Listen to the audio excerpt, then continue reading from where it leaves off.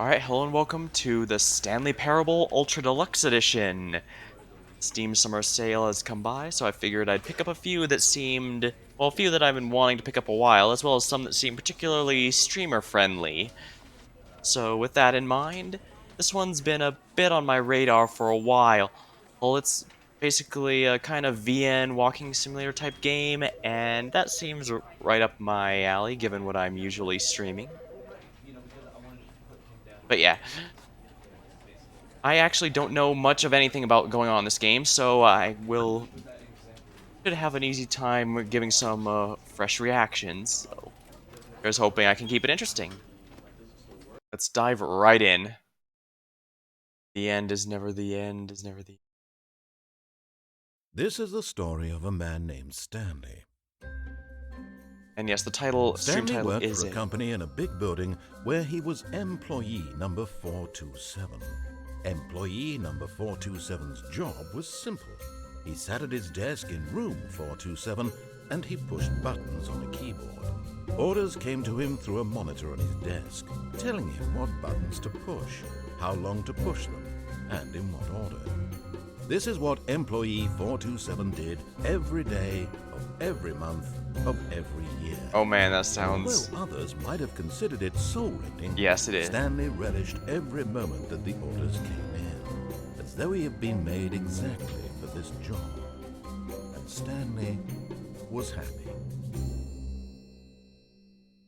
And then one day, something very peculiar happened. Something that would forever change Stanley. Something he would never quite forget. He had been at his desk for nearly an hour when he realized that not one single order had arrived on the monitor for him to follow. No one had showed up to give him instructions, call a meeting, or even say hi. Never in all his years at the company had this happened, this complete isolation. Something was very clearly wrong. Shocked, frozen solid, Stanley found himself unable to move for the longest time. But as he came to his wits and regained his senses, he got up from his desk and stepped out of his office. Alright, we can now control him. And for the record, yes, the stream title is a reference to The Mask, because that was the only other Stanley I could think of before the stream started.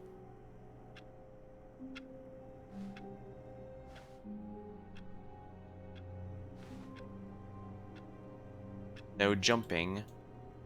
I don't seem to have an.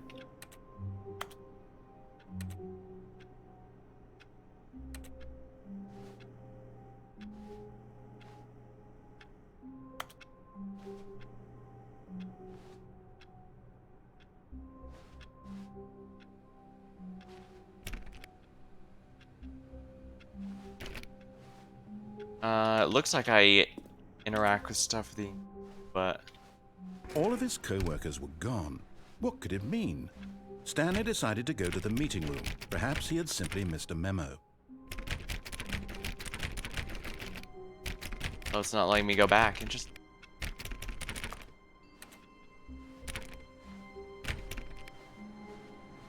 No matter how hard Stanley looked, he couldn't find a trace of his co-workers.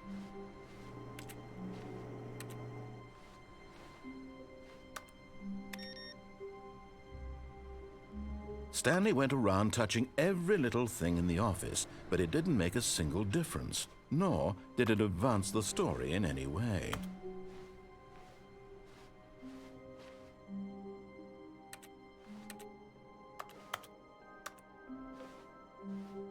I'm not quite sure. Or what the bright light is the office windows. I mean, it's a bit different from the lights here, so it's like... Is this the Rapture or something?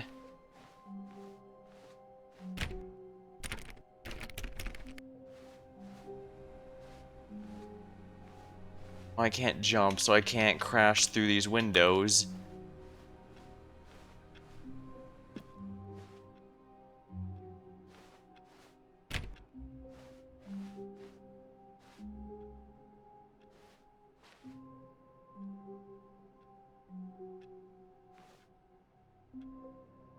Or crouch? Yes, there is. Can I read what's on there?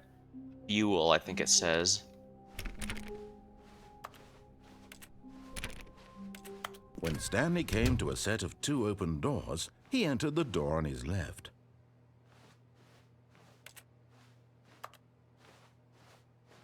So it wants me to follow this. Oh, wait. Wait. Oh. I'm starting to wonder, should I be listening to the mysterious voice?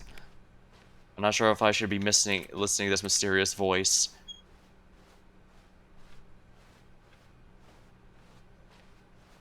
Yet there was not a single person here either.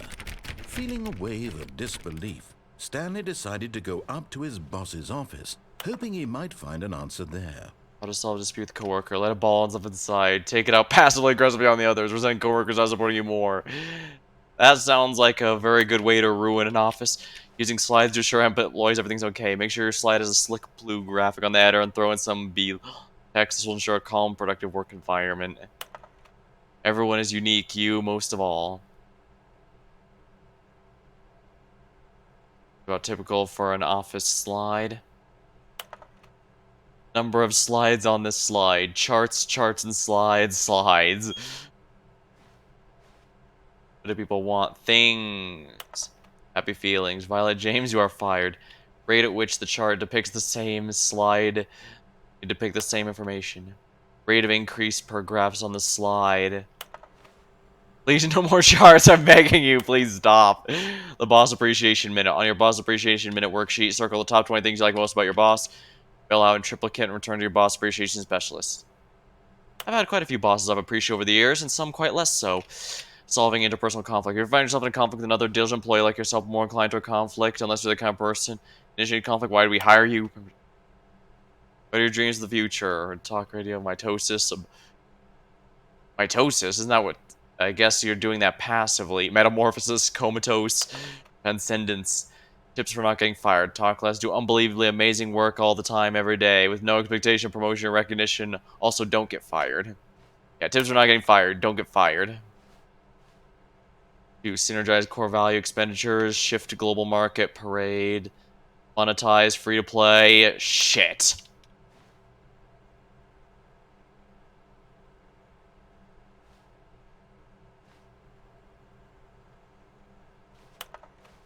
Bi-quarterly post-review review. We need more/less reviews for I want to get rid of the death sport portion in the primary review schedule.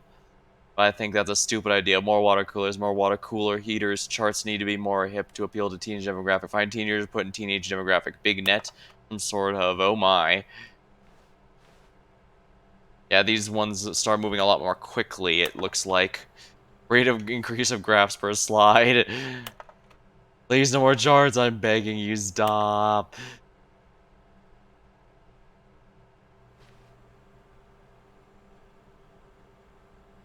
Well, I guess that's about how it feels looking at all those charts in a meeting. Starving and correct. Remember that it takes 2 people to start a fight, and right now you're both of them. Alright, so that's what it said there. Violet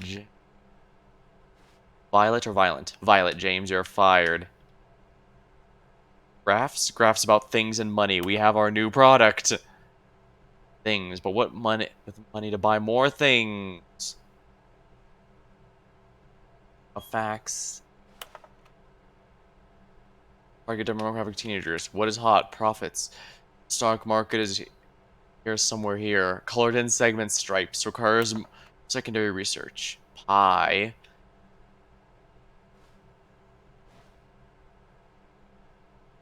Quarterly pie charts. Profits. I guess we're a pie chart company. Although, to be blunt, after the fact all these doors lock behind me makes me think I'm not sure if I want to be listening to the strange voice or not. Although I guess depends. If he's just recapping what already happened, it probably doesn't matter. Move floor XX. Group cabal planning. Do not alter without consulting the whiteboard manager.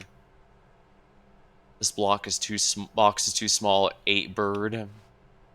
Weekly targets, admin marketing days. IT department. We're broke Wednesdays. Financial panic meeting. Boss's inspection. Legal office. Group 44X. 9X. Tomorrow, complete today's unfinished agenda items, write next day's agenda, reflect. Future was yesterday, tomorrow is now. That almost sounds like the Versalite from Deus Ex. We make tomorrow look like yesterday. I've actually seen quite a few arguments over what what exactly that's supposed to mean. I always thought it was just simple marketing, and that they're so advanced they make the future look like the past or something goofy like that. But I suppose I could be not thinking hard enough.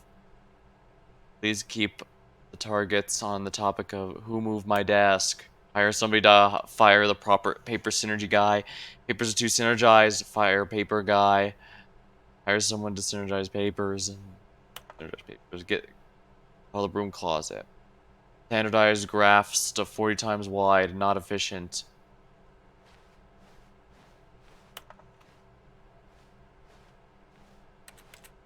Seem to interact with anything.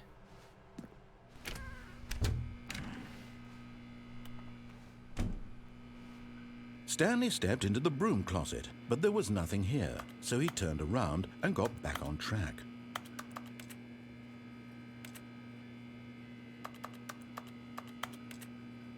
There was nothing here.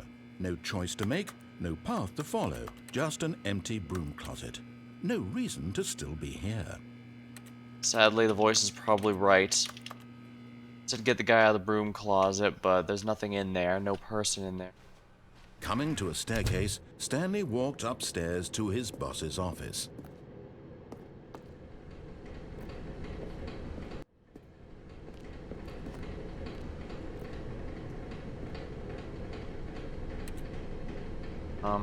If I pick this thing up.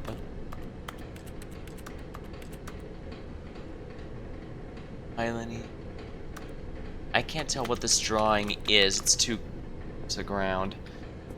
Unfortunate.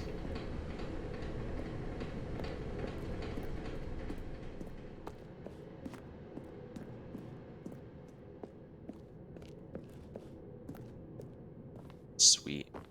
Executive bathroom. Because the boss knows what the boss says goes. If the boss has suffered losses, then that's what the boss chose.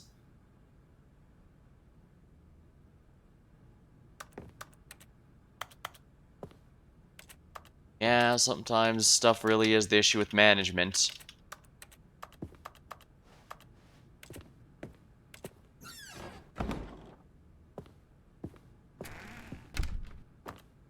Oh crap.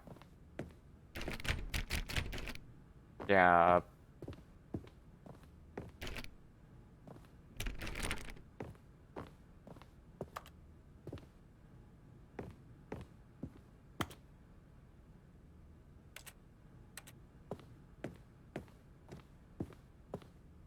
Stepping into his manager's office, Stanley was once again stunned to discover not an indication of any human life. Shocked, unraveled, Stanley wondered in disbelief who orchestrated this, what dark secret was being held from him. What he could not have known was that the keypad behind the boss's desk guarded the terrible truth that his boss had been keeping from him. And so the boss had assigned it an extra secret PIN number, 2845. But of course, Stanley couldn't possibly have known this. Yet incredibly, by simply pushing random buttons on the keypad, Stanley happened to input the correct code by sheer luck. Amazing. He stepped into the newly opened passageway. I suppose I shouldn't be surprised a CEO or whatever has a panic room. Although this does somewhat remind me of Zero Escape, where if I got something right a bit earlier than expected, they'll be all, how'd you get that completely randomly?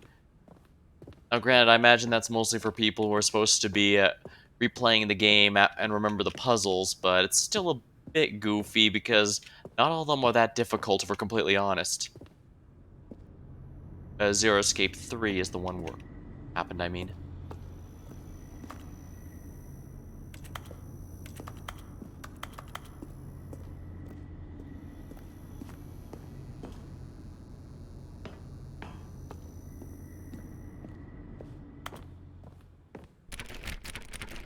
Something tells me I may want out of here.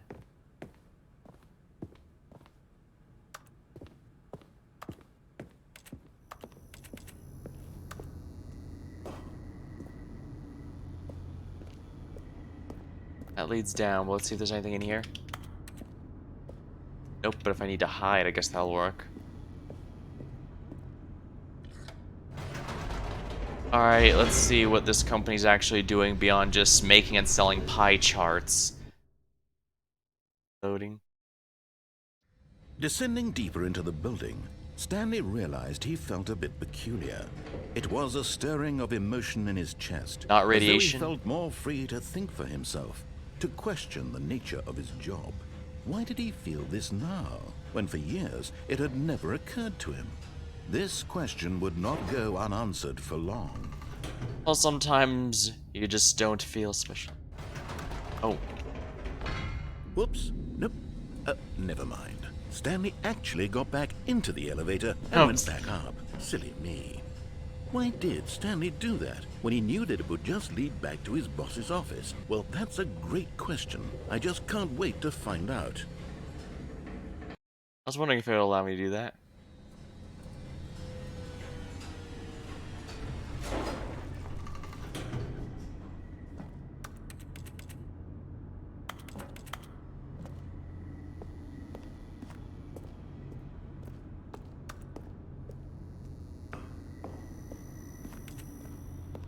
Here we are, Stanley. It's your boss's office. Exactly the way it was before you got onto the elevator. It's still just exactly what it is. What a decision you've made to come up here and look at the office again. This has fleshed out the plot of the story in new and fascinating ways I could have never anticipated. It's that keen eye for storytelling that you have, an incisive rapid fire of critical plot points, one after the other, weaving a rich tapestry of uncompromising narrative. Wow. I'm bolted to the edge of my seat.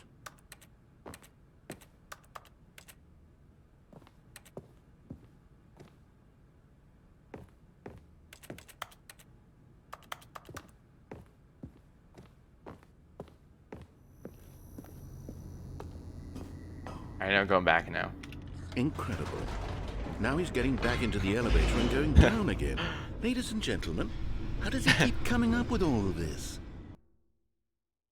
I had the feeling our narrator was going to be a bit of a wise ass. Surely this time Stanley will walk forward into the spooky corridor, won't he? Stanley walked straight ahead through the Mind large control door that facility. read Mind Control Facility.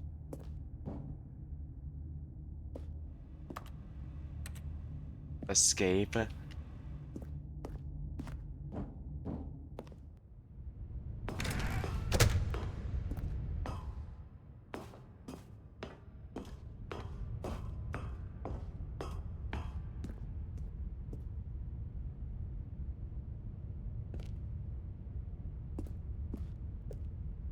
So is this like that one thing from the X-Men where the Professor X likes to plug into? The lights rose on an enormous room packed with television screens. What horrible secret did this place hold? Stanley thought to himself. Did he have the strength to find out?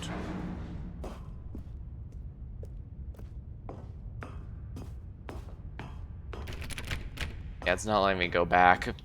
I guess that's why I was pressing the thing just to see if it would actually let me do that.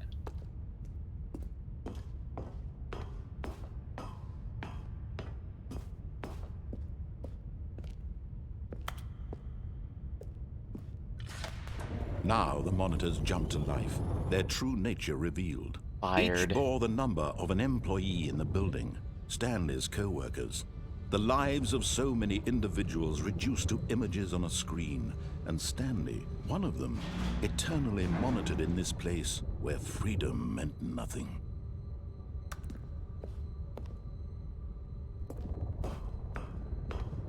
But no one's here now. Does that mean they've all been harvested for whatever their goal was? This mind control facility, it was too horrible to believe. It couldn't be true.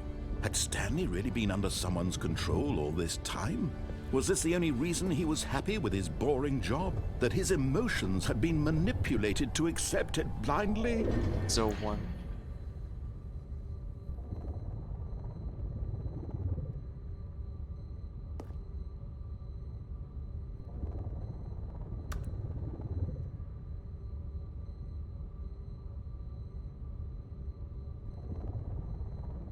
Can we... Our office? I think so, although I'm...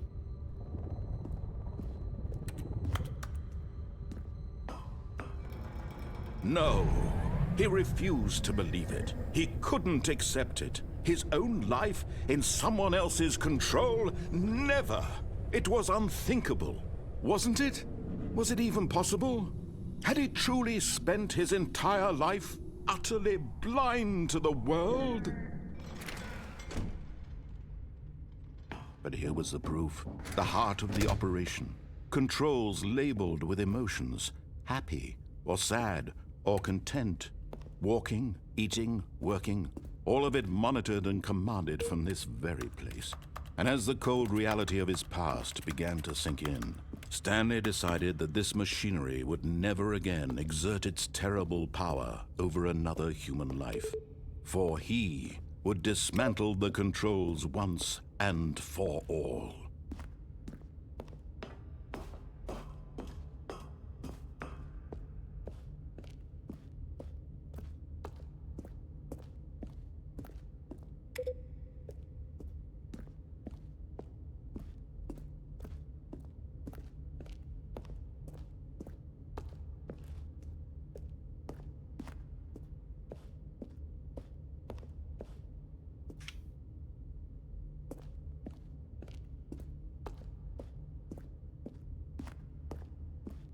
Missing a 4. I pressed 1, 2, and...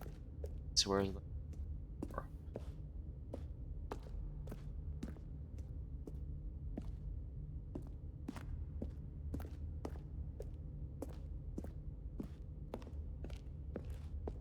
It's a little hard to see.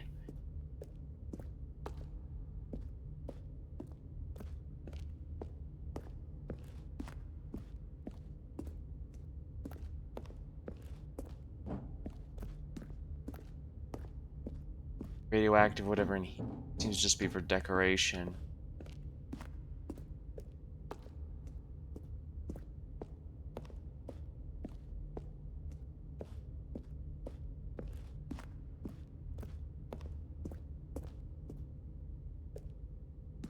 That is, that more 4s? Yes, it is.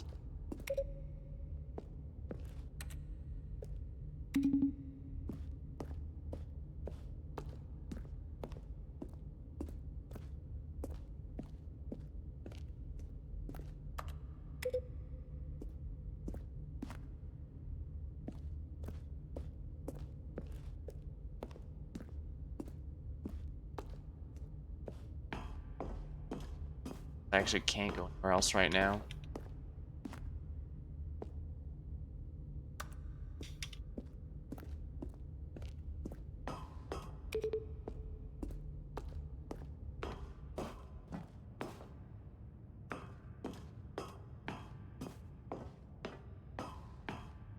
And when at last he found the source of the room's power, he knew it was his duty, his obligation, to put an end to this horrible place and to everything it stood for.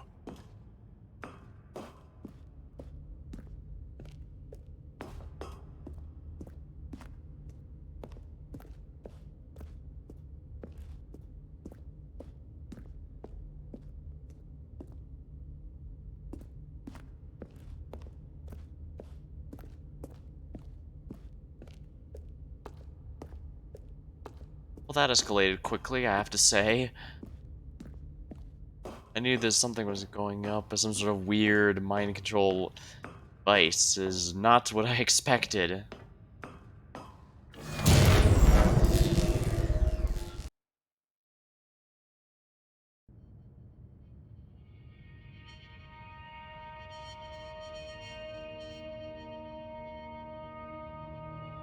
Blackness and a rising chill of uncertainty. Was it over?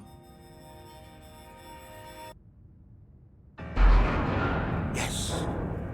He had won. He had defeated the machine, unshackled himself from someone else's command. Freedom was mere moments away. And yet, even as the immense door slowly opened, Stanley reflected on how many puzzles still lay unsolved. Where had his co-workers gone? How had he been freed from the machine's grasp? What other mysteries did this strange building hold? But as sunlight streamed into the chamber, he realized none of this mattered to him, for it was not knowledge or even power that he had been seeking, but happiness. Perhaps his goal had not been to understand, but to let go. No longer would anyone tell him where to go, what to do, or how to feel. Whatever life he lives, it will be his. And that was all he needed to know. It was perhaps the only thing worth knowing. Oh crap, it's the ruins. Stanley You know what this stepped means. through the open door.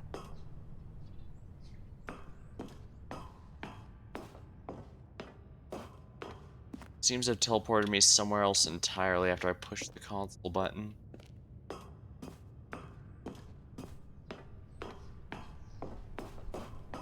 Alright, now let's Stanley find felt the... the cool breeze upon his skin, the feeling of liberation, the immense possibility of the new path before him. This was exactly the way, right now, that things were meant to happen. And Stanley was happy.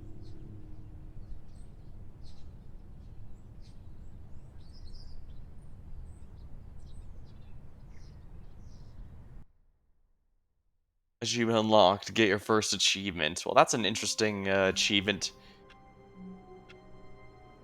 Alright, so I get where we're going. We're kind of in a time loop All of thing. his co-workers were gone. What could it mean? Stanley decided to go to the meeting room. Perhaps he had simply missed a memo.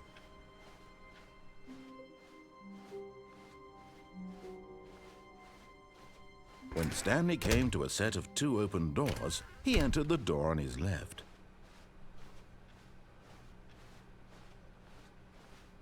Yet there was not a single person here either.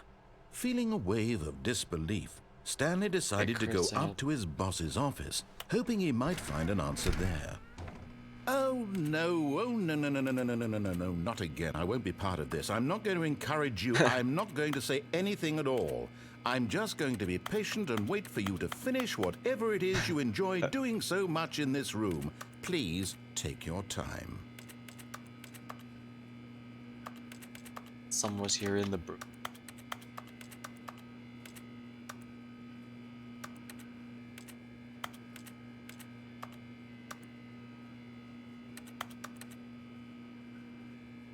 That particular item is glowing. I'm not sure if that's a trick of the light or an indication I'm supposed to be grabbing it, but I can't seem to interact with it. Especially since I don't have the ability to jump or anything, unfortunately.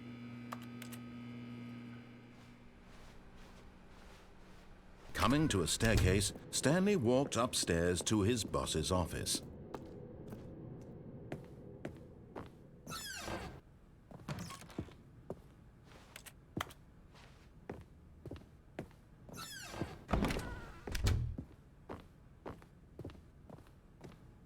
Stepping into his manager's office, Stanley was once again stunned to discover not an indication of any human life. What could it mean? Stanley wondered aloud to nobody.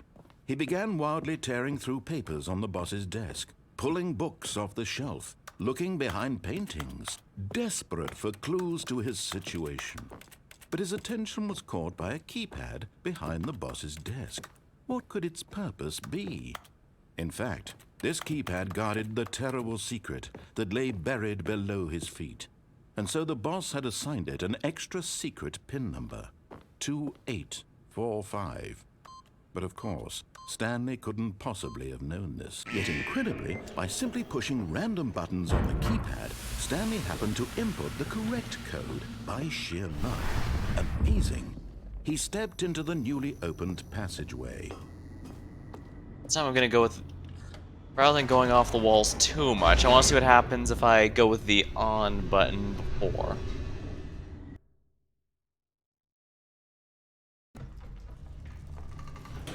Because it looks like this part's fairly linear. Stanley walked straight ahead through the large door that read Mind Control Facility.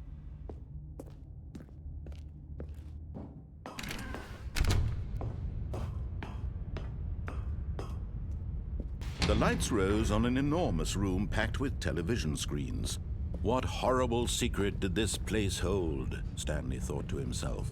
Did he have the strength to find out? Alternatively, you could start thinking, it's smoking. Now the monitors jumped to life, their true nature revealed. Each bore the number of an employee in the building, Stanley's co-workers. The lives of so many individuals reduced to images on a screen, and Stanley, one of them, eternally monitored in this place where freedom meant nothing.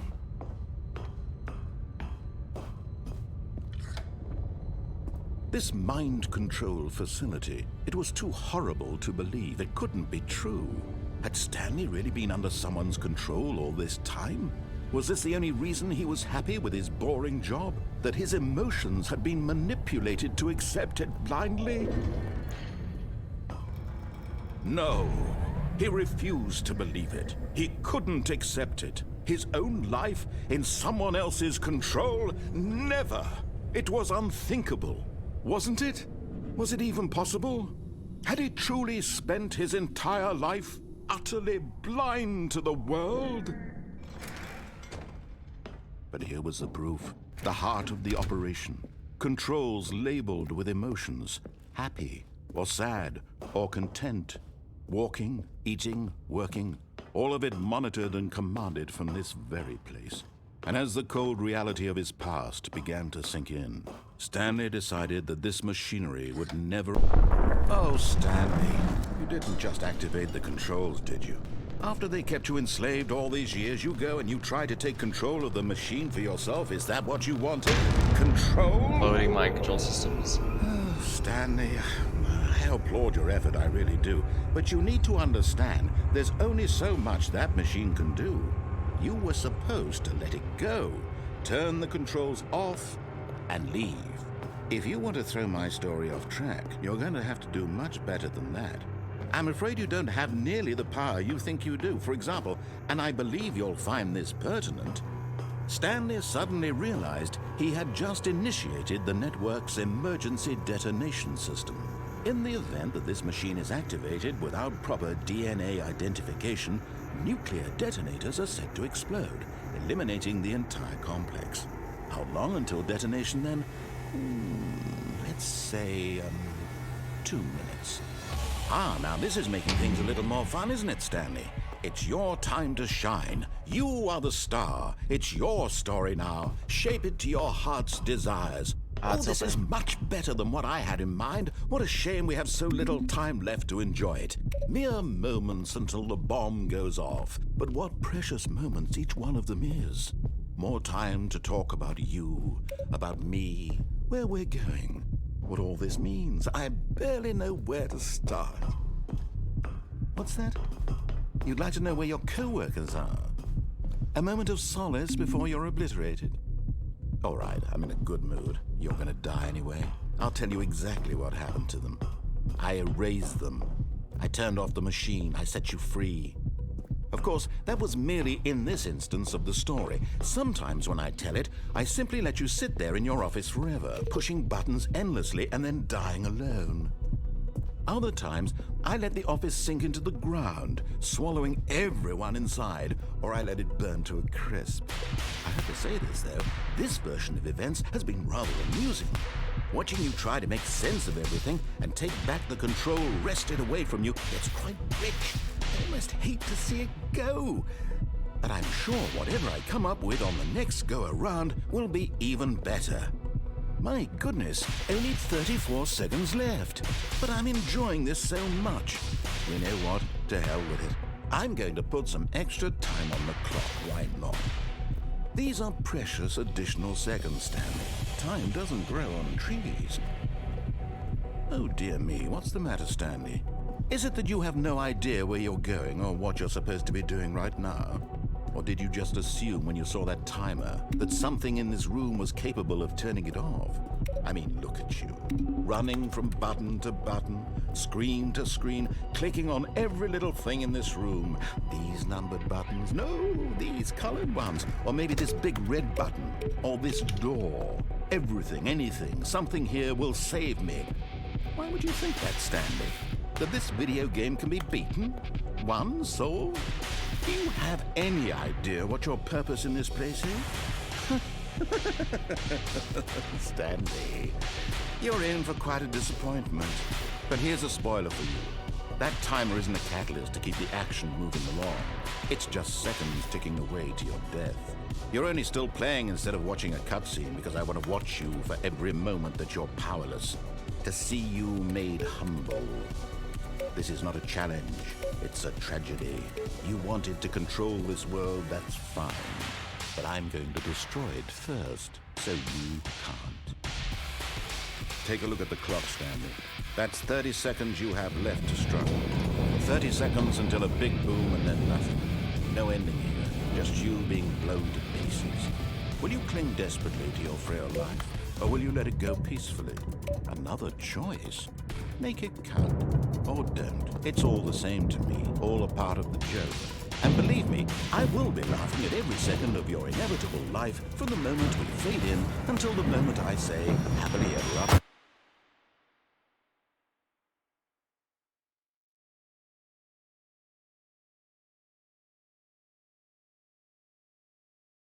It's never the... All of his co-workers were gone. What could it mean?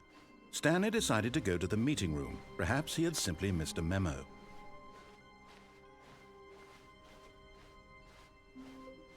When Stanley came to a set of 2 open doors, this was not the correct way to the meeting room, and Stanley knew it perfectly well. Perhaps he wanted to stop by the employee lounge first, just to admire it.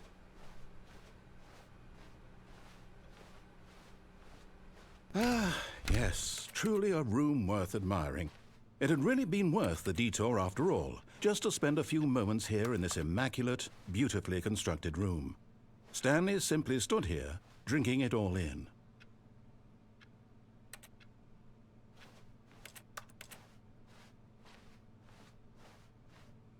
Yes, but eager to get back to business, Stanley took the first open door on his left.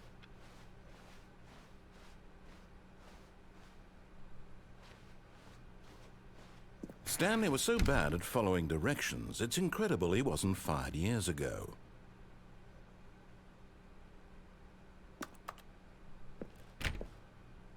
Lie, if you're lying right now, stop. Caution, do not lie. If you're lying right now, stop.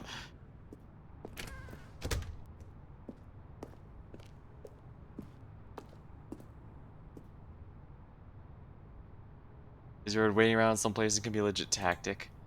Yeah, if I had realized that, I would have waited a bit longer to get all the dialogue. Yeah, I waited in the storage closet a little bit so far. Penalty for misuse of cargo lift. Penalty for jumping off the cargo lift. Do not jump off while it is in motion. It will cause death. Look, Stanley, I think perhaps we've gotten off on the wrong foot here. I'm not your enemy, really, I'm not. I realize that investing your trust in someone else can be difficult, but the fact is that the story has been about nothing but you all this time. There's someone you've been neglecting, Stanley. Someone you've forgotten about. Please, stop trying to make every decision by yourself. Now, I'm not asking for me, I'm asking for her. This is it, Stanley. Your chance to redeem yourself. To put your work aside. To let her back into your life. She's been waiting.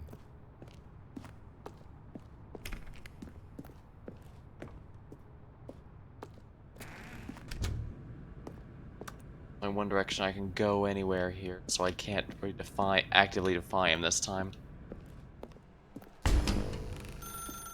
That's her, Stanley. You need to be the one to do this. To reach out to her. If you can truly place your faith in another, then pick up the phone.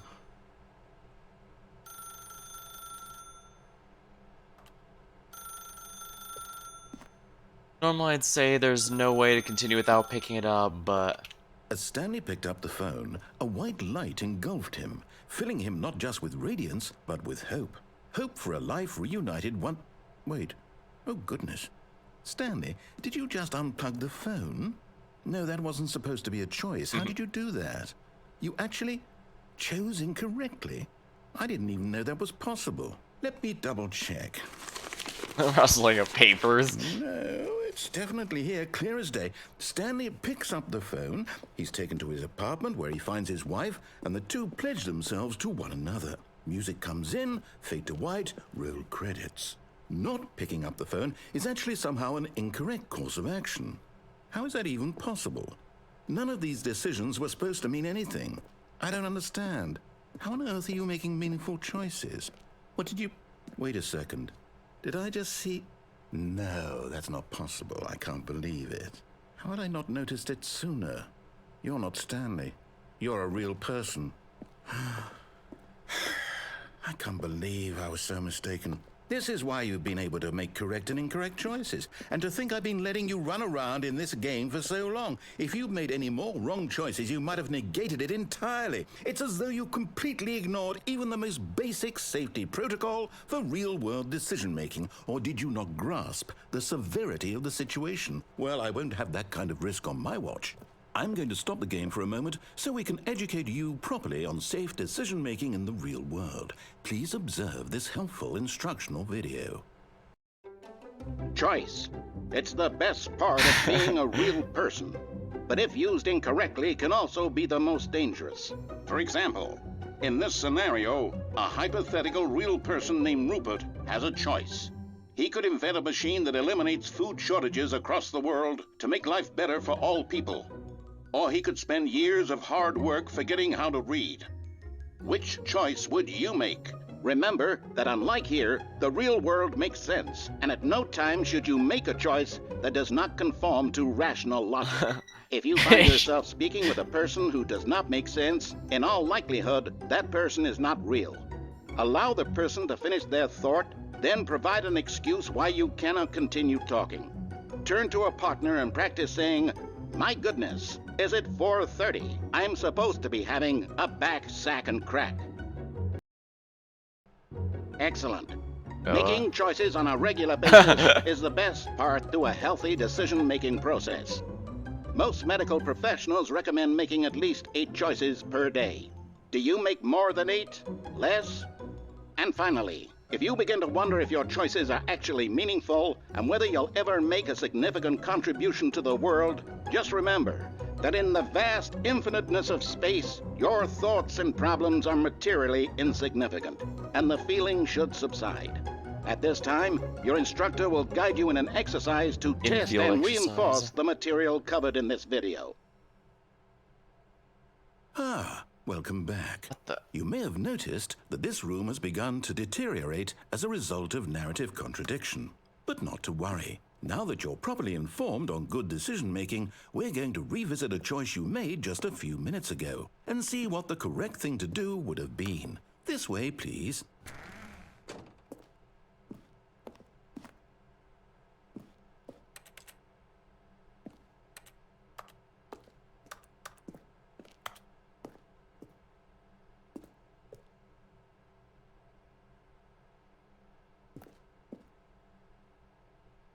Explains why everything is white outside. Rapture, I suppose.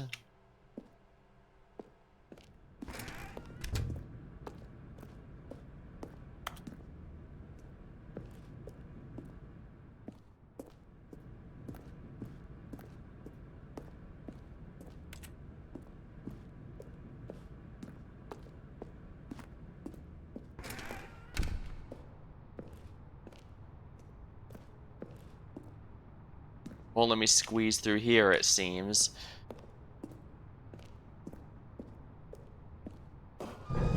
Now that we know your choices are meaningful, we can't have you jumping off the platform and dying. Imagine the main character dying senselessly halfway through the story. That story would make no sense at all. We just need to get you home as soon as possible before the narrative contradiction gets any worse. Unfortunately, it seems this place is not well equipped to deal with reality. Jump off the fence if it wasn't lit. Yeah, I just didn't want to have to go through the intro skit yet again if I had died again. Although I have a feeling I'm going to be doing a lot more than...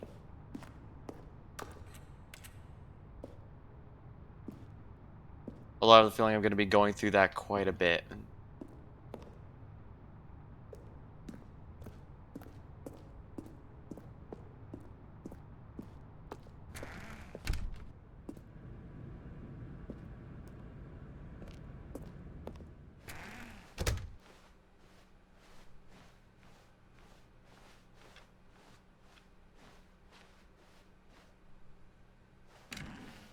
almost there.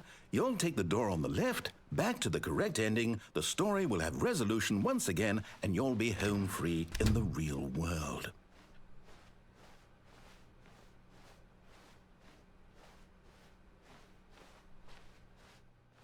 Now remember, all you need to do is behave exactly as Stanley would.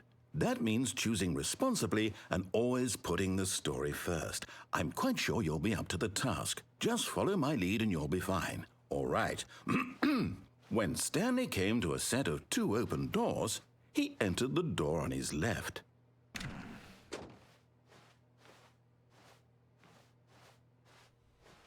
No! Why did you do that? Quickly, hurry back in the other direction. Perhaps we're not too late.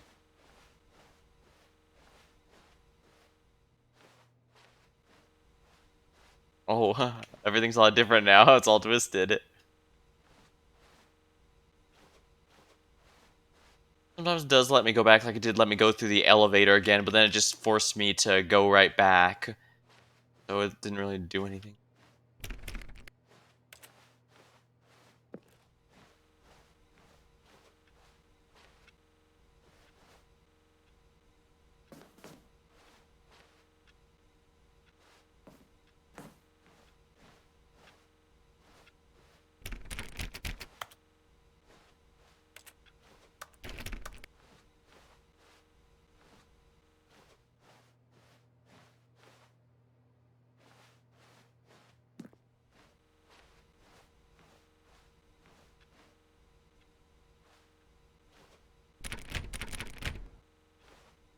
Because the doors are too fused together, but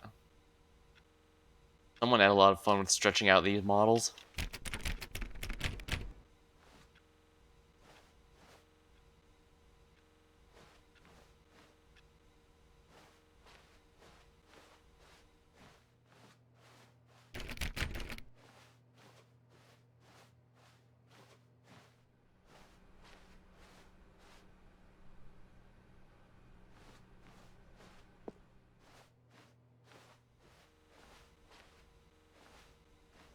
Choice but to move forward then.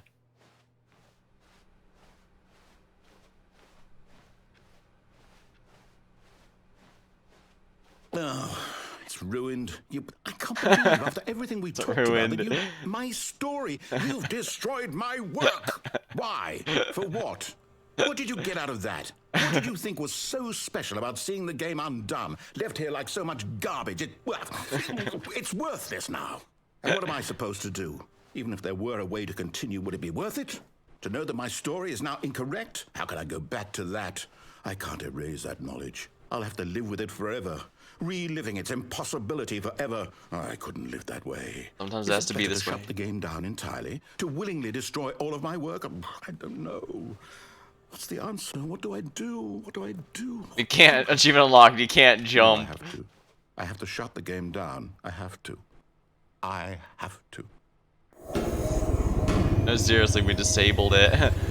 Okay, the achievement says no, seriously, we disabled it. So yeah, there's no jump.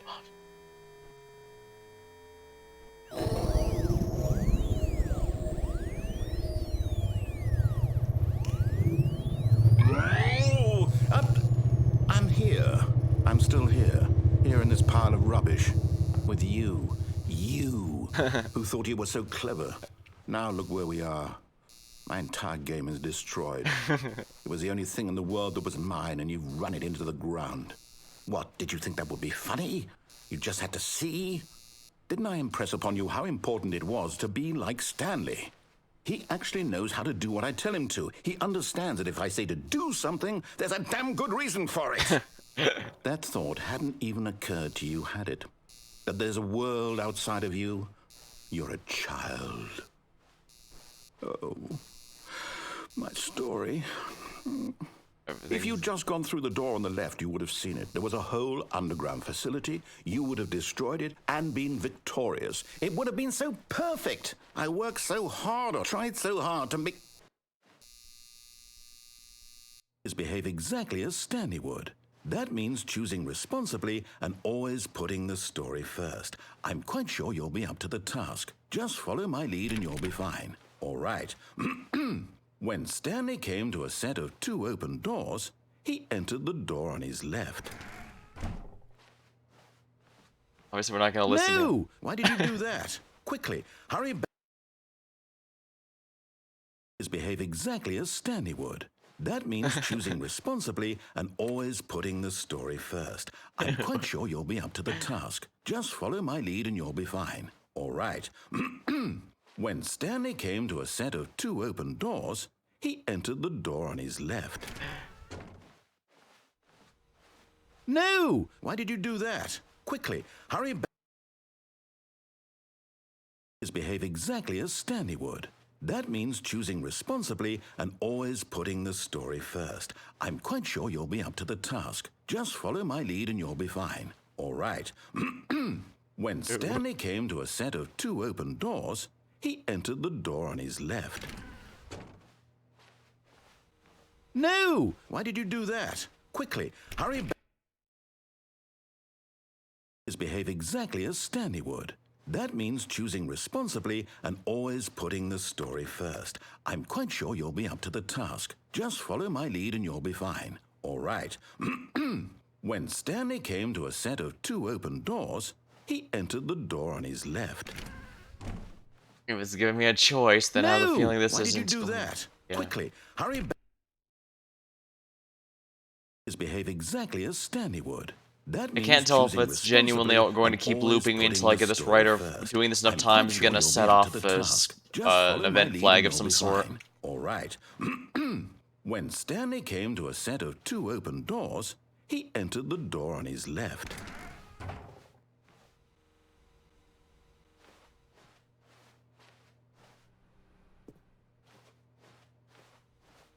No! Why did you do that? Quickly, hurry back. Behave exactly as Stanley would. That means choosing responsibly and always putting the story first. I'm quite sure you'll be up to the task. Just follow my lead and you'll be fine. All right. When Stanley came to a set of 2 open doors, he entered the door on his left. Because I don't much. Fortunate.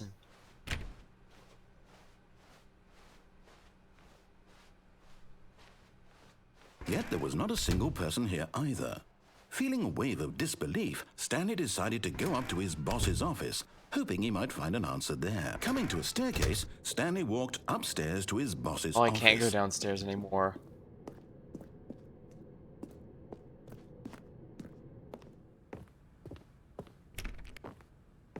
Nor can I even enter the executive bathroom. Stepping inside his manager's office, Stanley was once again I am stunned the most to expensive discover boss. not an indication of any human life.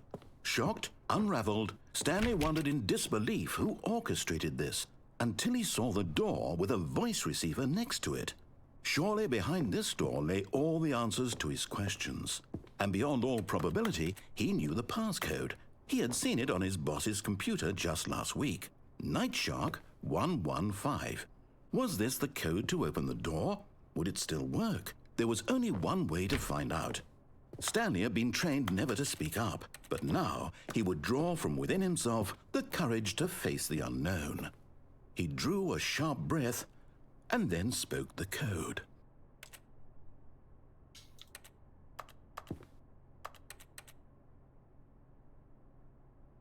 Receiver. Is actually taking from my mic. Stanley spoke the code. Night Shark 115. He spoke it into the receiver, right there on the wall. Oh, so it's actually taking my mic input. I'm sorry, is there a problem? You didn't mishear me, did you? Please speak the code into the receiver. Otherwise, we can't get on with the story. This is a crucial step. Early into... Okay, fine. You're not going to do it. But you know what? It's pretty humiliating to bring you this far, only for you to suddenly decide you have better things to do. I asked you for this one single thing, for your respect, The kind of respect Stanley shows for his choices. He knows what it means to take a story seriously. If you didn't want to see what I had to show you, then why did you come here? You had a choice, you know. You could have gone through the door on the right. You could have done whatever the hell you wanted over there. Why did you come this way? Speak. Say something to me. Explain yourself, you coward. You... When Stanley came to a set of 2 open doors, he entered the door on his left. Stanley? Hello? Are you... Is everything okay? Not moving. Stanley, please. I need you to make a choice. I need you to walk through the door. Are you listening to me? Can you hear me? Is everything all right? Stanley, this is important. The story needs you. It needs you to make a decision. It cannot exist without you. Do you understand me? Whatever choice you make is just fine. They're both correct. You cannot be wrong here. We can work together. I'll accept whatever you do. I simply need you to take that step forward, please. Choose. Do something. Anything. This is more important than you can ever know. I need this. The story needs it.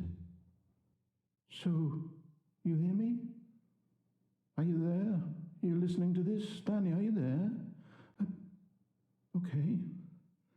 It's okay, I can wait. You need time to decide. Time to make sure your choice is correct. That is the best choice. That's all right. I'll wait for you to decide what's the right thing to do. Take as much time as you need.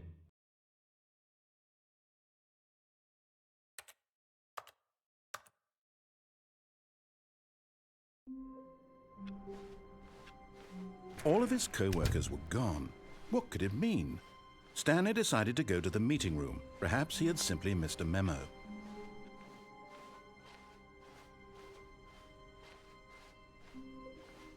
When Stanley came to a set of 2 open doors, this was not the correct way to the meeting room, and Stanley knew it perfectly well. Perhaps he wanted to stop by the employee lounge first, just to admire it. Wow. Yes, this room. What a beautiful room. What a gorgeous, gorgeous room. Won't even let me draw. Thank goodness Stanley had taken this detour on his way to the meeting room. Life without having experienced this room was now too horrible even to consider.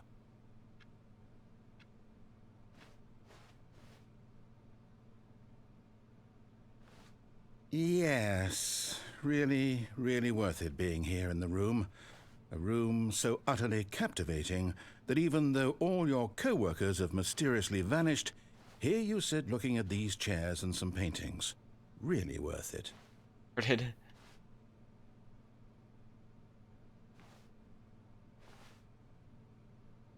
At this point, Stanley's obsession with this room bordered on creepy and reflected poorly on his overall personality.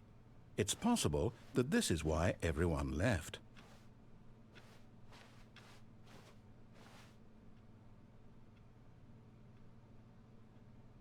Stanley sat around waiting for more dialogue, but when a long time had passed and there was no more, he decided that the game was trying to send him a message.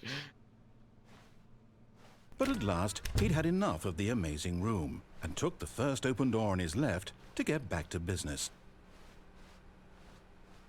Stanley was so bad at following directions, it's incredible he wasn't fired years ago. Look, Stanley, I think perhaps we've gotten off on the wrong foot. But in his eagerness to prove that he is in control of the story and no one gets to tell him what to do, Stanley leapt from the platform and plunged to his death. Good job, Stanley. Everyone thinks you are very powerful. Everyone thinks you're very powerful. Yeah, I'm figuring there's a decent amount of splits here. What could it mean? Stanley decided to go to the meeting room. Perhaps he had simply missed a memo.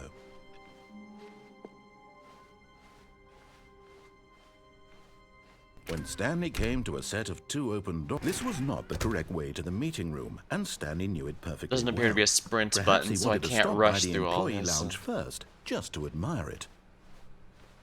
The lounge was sublime, a work of art. What was it about this room that called so deeply and so personally to Stanley? Its grace? Its subtle charm? No. Stanley knew it was something deeper, something darker. But eager to get back to business, Stanley took the first open door on his left. Stanley was so bad at following directions, it's incredible he wasn't fired years ago. The only thing with some Look, of the Stanley, later I ones, think like the perhaps phone we've and gotten off on the the wrong foot here. I'm not your enemy, really, I'm not. brainwashing machine I is they do realize that take a while to investing get to. your trust in someone else can be difficult, but the fact is that the story has been about nothing but you all this time. There's someone you've been neglecting, Stanley. Someone you've forgotten about. Please, stop trying to make every decision by yourself. Now, I'm not asking for me. This is it, Stanley. Your chance to redeem yourself. To put your work aside. To let her back into your life. She's been waiting. That's her, Stanley. You need to be the one to do this.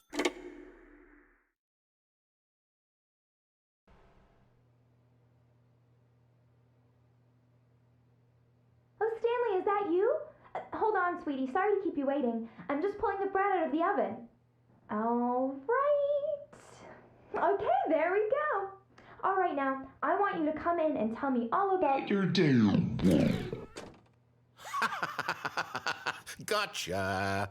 Oh, come on. Did you actually think you had a loving wife? Honestly, They'd not want at to this commit their point. life to you. I'm trying to make a point here, Stanley. I'm trying to get you to see something. Come inside. Let me show you what's really going on here. This is a very sad story about the death of a man named Stanley.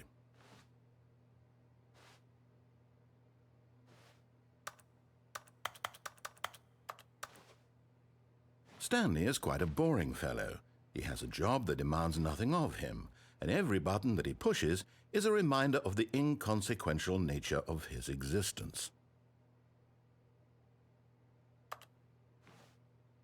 Look at him there, pushing buttons, doing exactly what he's told to do. Now he's pushing a button. Now he's eating lunch. Now he's going home. Now he's coming back to work. One might even feel sorry for him, except that he's chosen this life.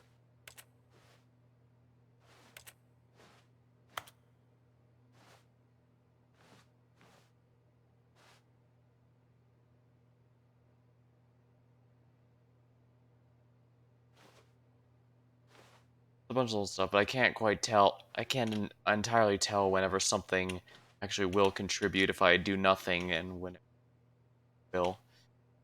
Like when I kept going back and forth to the wrong room and it kept resetting me, I couldn't exactly tell. But in his mind, in his mind he can go on fantastic adventures. From behind his desk, Stanley dreamed of wild expeditions into the unknown, fantastic discoveries of new lands. It was wonderful, and each day that he returned to work was a reminder that none of it would ever happen to him. And so he began to fantasize about his own job.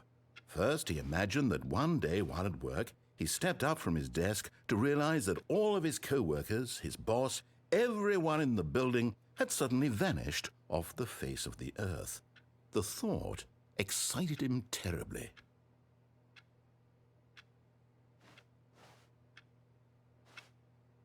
So he went further.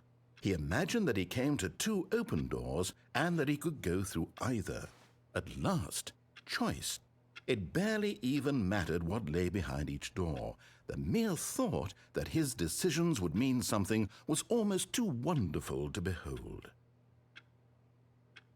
Eat and prepare dinner. As he wandered through this fantasy world, he began to fill it with many possible paths and destinations. Down one path lay an enormous round room with monitors and mind controls. And down another was a yellow line that weaved in many directions. And down another was a game with a baby. And he called it the Stanley Parable. Yell at your kids. It was such a wonderful fantasy, and so in his head he relived it again, and then again, and again, over and over, wishing beyond hope that it would never end. that he might always feel this free. Surely there's an answer down some new path, mustn't there be? Perhaps if he played just one more time. But there is no answer. How could there possibly be? In reality, all he's doing is pushing the same buttons he always has. Nothing has changed. The longer he spends here, the more invested he gets, the more he forgets which life is the real one. And I'm trying to tell him this, that in this world he can never be anything but an observer, that as long as he remains here, he's slowly killing himself. But he won't listen to me. He won't stop. Here, watch this. Stanley, the next time the screen asks you to push a button, do not do it.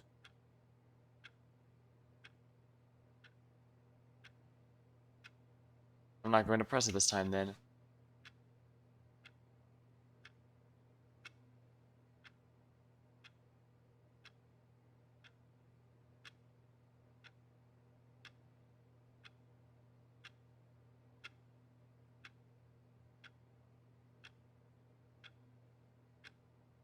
It's not going to continue until I follow it, will it?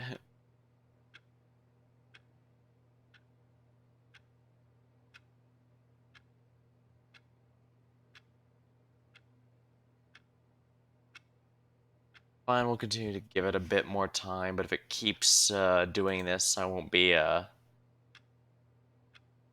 like I said, I do really like how there's a ton of different things it reacts to, but it is also a bit hard to tell what stuff I do that can contribute. It's not too bad when it's a matter of, well, what paths, but it's also a matter of, like with the phone, it's pretty neat that I was able to follow the line there to unplug it.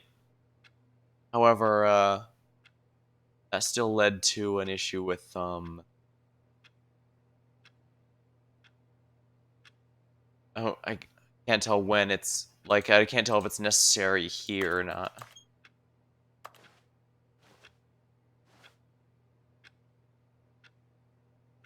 Yeah, I think it's not going to let me continue at all until I follow through.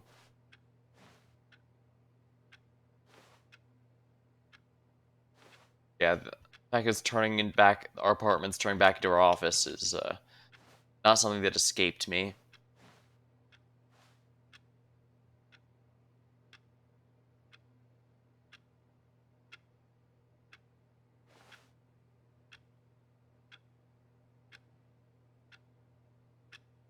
You see? Can he just not hear me? How can I tell him in a way that he'll understand that every second he remains here, he's electing to kill himself? How can I get him to see what I see? How can I make him look at himself?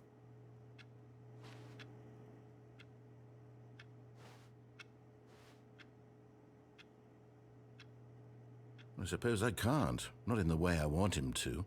But I don't make the rules. I simply play to my intended purpose, the same as Stanley. We're not so different, I suppose. I'll try once more to convey all this to him. I'm compelled to. I must. Perhaps, well, maybe this time he'll see. Maybe this time. And I tried again, and Stanley pushed a button. And I tried again, and Stanley pushed a button. And I tried. It didn't ask me to do anything. The end is never the... All of his co-workers were gone. What could it mean? Stanley decided to go to the meeting room. Perhaps he had simply missed a memo. Is there always music, or that only started up?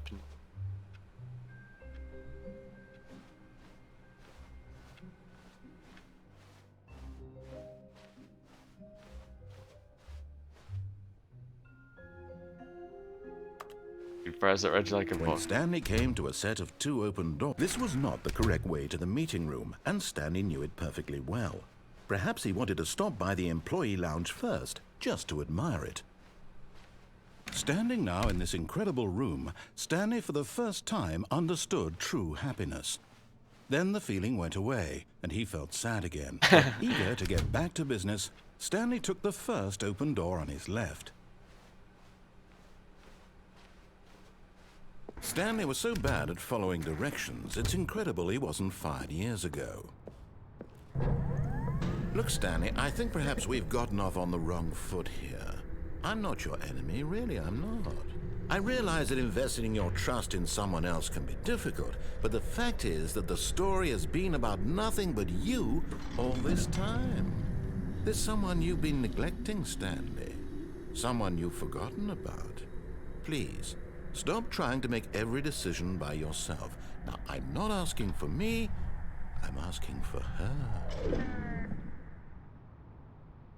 Jump off the platform. I already did, remember? Stanley. Your chance to redeem yourself, to put your work aside, to let her back into your life. She's been waiting. Alright, I jumped off the platform a little while ago. That's her, Stanley. You need to be the one to do this, to reach out to her.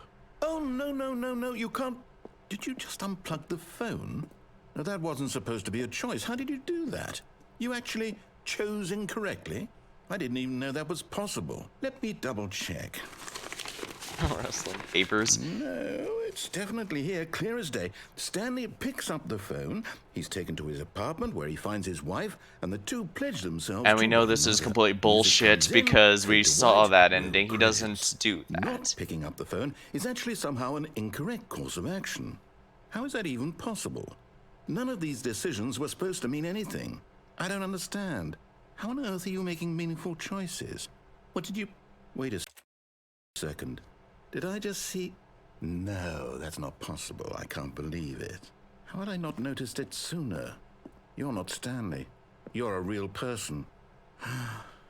I'm gonna jump to your death. There's a walkway. Believe I was so Oh, I mistaken. didn't even see that. This is why you've been able to make correct and incorrect choices. Well, we're stuck And to here think for a I've been moment, so I'm letting gonna you get a run drink real around in quick. this game for so long. If you'd made any more wrong choices, you might have negated it entirely. It's as though you completely ignored even the most basic safety protocol for real-world decision-making. Or did you not grasp the severity of the situation? Well, I won't There's a have reshift that in the kind of escape risk on menu. my watch. There is, but while I'm on this path, I might as well get the other one I educate missed you last properly time on from not safe speaking into decision-making in the real world. voice Please thingy. observe this helpful instructional video. Choice. It's the best part of being a real person. But if used incorrectly, can also be the most dangerous. For example, in this scenario, a hypothetical real won't let me person named skip. Rupert has a choice. He could invent a machine that eliminates food shortages across the world to make life better for all people. Or he could spend You years just of turn a hard grasshopper work into a forgetting how to read. hamburger. Which choice would you make? Remember that unlike here, the real world makes sense, and at no time should you make a choice that does not conform to rational logic. Equals If you fish. find yourself speaking with a person who does not make sense, in all likelihood, that person is not real. I mean, how do we know any of this is real? How do you know I'm not just some AI that's streaming? Continue talking. Turn to a partner and practice saying, "My goodness, is it 4:30? I'm How do I know supposed you've to been be talking to having people a in back chat all this sack time? and Maybe it's crack." some AI that's just talking. Excellent. Making choices on a regular basis is the best part to a healthy decision-making process. Most medical professionals recommend making at least 8 choices per day. Do you make more than 8? Less? If nothing else, this is And the finally, second, if you begin to wonder if the your game with the choices are second actually most meaningful impactful, and whether you'll ever make a what was it? significant The contribution second game to to the make me world, question just remember reality that in and the choices vast this week. infiniteness of space, your thoughts and problems are materially insignificant, and the I never know how feeling to should subside. word things At right. this time, How your do instructor words will guide work? you in an exercise to test and reinforce the material covered in this video. Ah, welcome back. You may have noticed that this room has begun to deteriorate as a result of narrative contradiction. But not to worry. Now that you're properly informed on good decision-making, we're going to revisit a choice you made just a few minutes ago and see what the correct thing to do would have been. This way, please.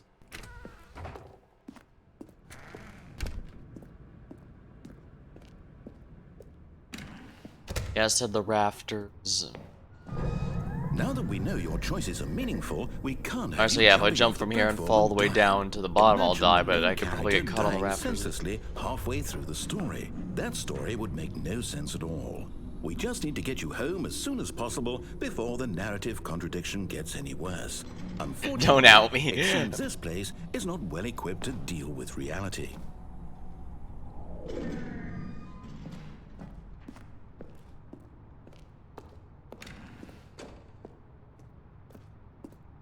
You're not lying. You're lying right now. Stop.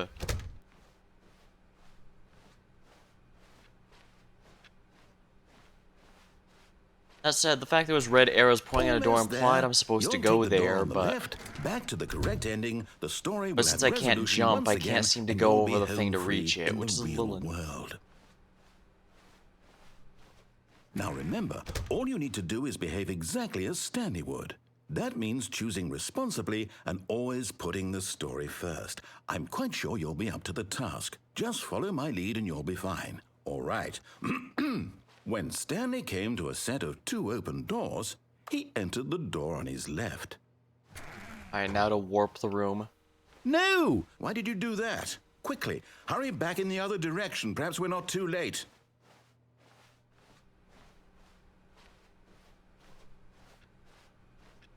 Nope, we're too late.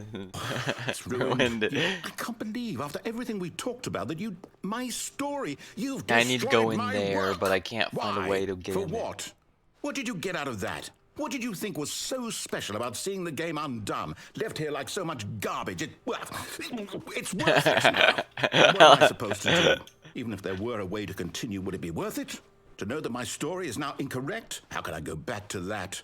I can't erase that knowledge. I'll have to live with it forever, reliving its impossibility forever. I couldn't live that way. Is it better to shut the game down entirely? To willingly destroy all of my work? I don't know. What's the answer? What do I do? What do I do? What do I... To go in there, No, but I have can't to. figure out how to I get have to there. shut the game down. I have to. I have to.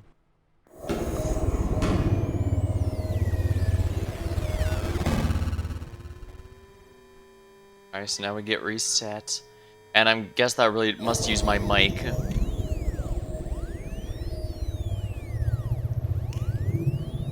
Oh, I'm here. I'm still here. Here in this pile of rubbish. With you. You. Who thought you were so clever. Now look where we are. My entire game is destroyed.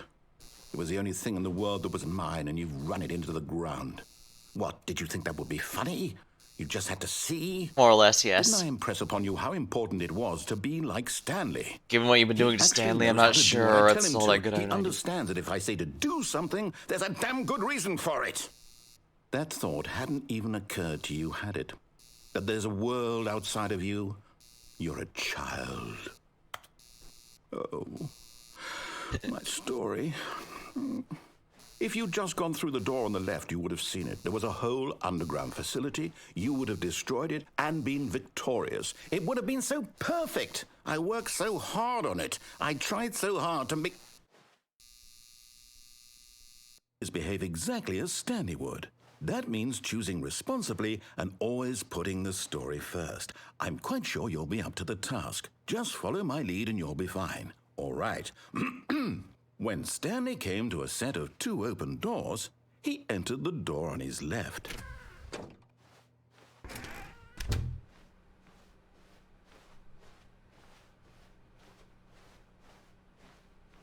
Yet there was not a single person here either. Feeling a wave of disbelief, Stanley decided to go up to his boss's office.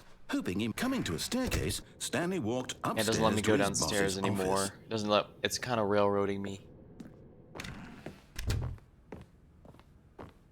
This Stepping office is inside completely his manager's different. office, Stanley was once again stunned to discover not an indication of any human life.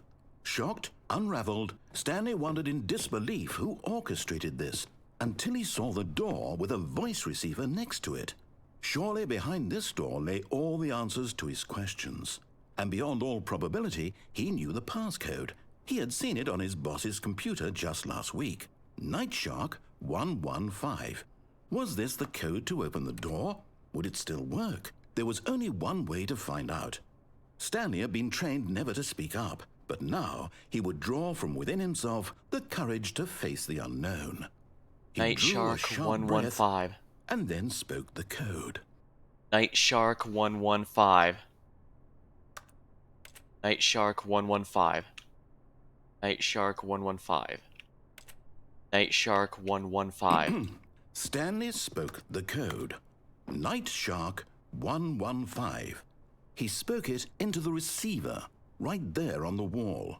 Night Shark 115. Night Shark 115. Night Shark I'm sorry, is there a 115. problem?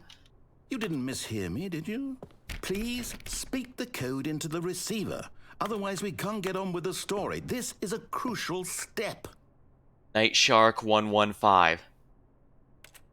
Night Shark 115. Okay, fine. You're not gonna do it. Or but it's you not know gonna... what?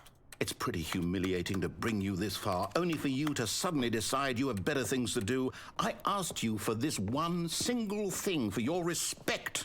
The kind of respect Stanley shows for his choices. He knows what it means Unless there's to a take push-to-talk story thing I'm not seriously. aware of, If it you would didn't want to seem see what my I had to mic show isn't you, picking then it why up. did you The come game isn't here? picking up my You had a mic for choice, whatever you know. reason. You could have gone through the door on the right. You could have done whatever the hell you wanted over there. Why did you come this way? Speak. Say something to me. Oh, the Explain game yourself, you Oh, so the coward. game You... won't let me. When Stanley came to... Alright, we're gonna go ahead and reset then. Alright, so the game is screwing All with of me, his so I co-workers can't were actually speak gone. into it. What could it mean? Stanley decided to go to the meeting room. I Perhaps he had genuinely did simply not missed a know it memo. was an issue. I thought maybe it was just a microphone issue because I have had a few issues where games that are intended to use the mic won't pick mine up for whatever Stanley came reason. to a set of 2 open doors. This was not the Alright, correct we obviously way know the where we need meeting to go room, next. And Stanley knew it perfectly well. Perhaps he wanted to stop by the employee lounge first, just to admire it. Stanley felt lightheaded, butterflies in his stomach, giddy in a way he had never known before. Was it this room? A connection between the two? Could a man love a room? I mean, truly, but eager to get back to business, Stanley took the first open door on his left. Looks like that takes us back to the meeting rooms, and it probably takes us back to the main Stanley was so bad at storylines. following directions, it's incredible he wasn't fired years ago. It really wasn't fired to use. Look, Stanley, I think perhaps we've gotten off on the wrong foot here. Oh, I I'm see not where I'm your supposed to go. enemy, really, I'm not. I realize that investing your trust in someone else can be difficult, but the fact is that the story has been about nothing but you all this time. There's someone you've been neglecting, Stanley. Someone you've forgotten about. What? Really? I was in the middle of something. Do you have zero consideration for others? Are you that convinced that I want something bad to happen to you? Pretty much, Why, yes. I don't know how to convince you of this, but I really do want to help you, to show you something beautiful. Look, let me prove it. Danger, Let me danger prove that everywhere. I'm on your side. Give me a chance. Danger, high voltage.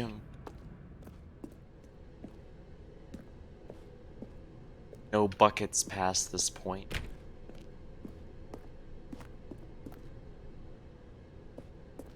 There's just more offices, nothing interesting there. Now listen carefully, this is important. Stanley walked through the red door.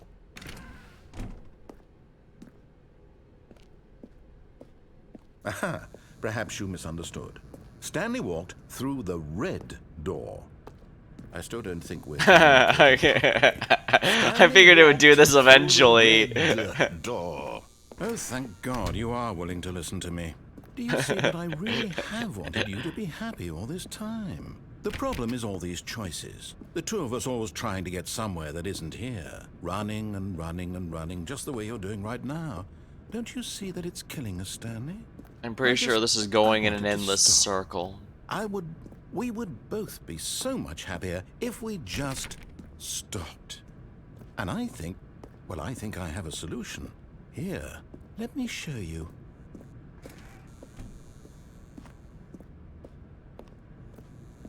Yeah, it's looping.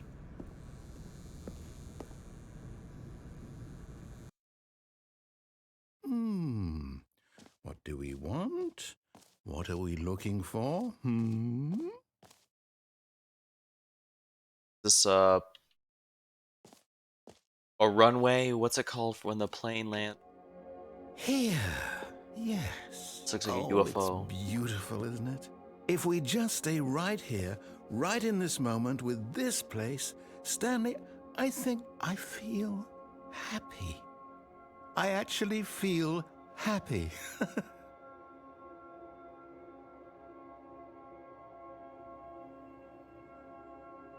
Is this gonna join up into a laser beam that kills me or something?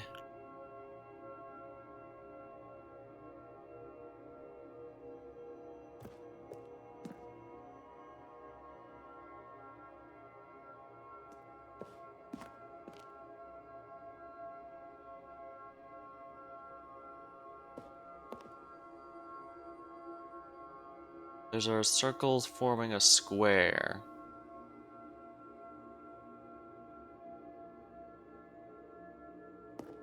Oh, that was fun, but we need to move on. No, wait. Where are you going? Right. Where were we? Right, where were we?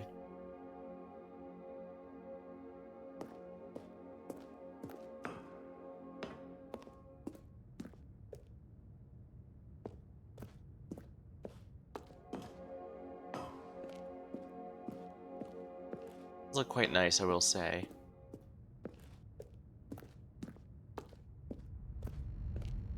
Oh no! Stay away from those stairs. If you hurt yourself, if you die, the game will reset. We'll lose all of this. Good, good. We can't be too safe. Promise me you won't go back there. Just stay here. Fortunately, it can't be mixed with me, so...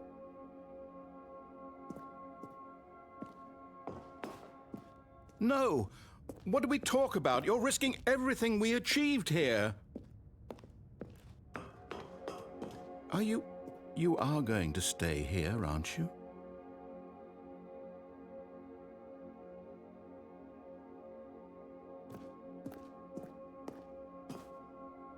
Stay forever. Eventually, you have to move on.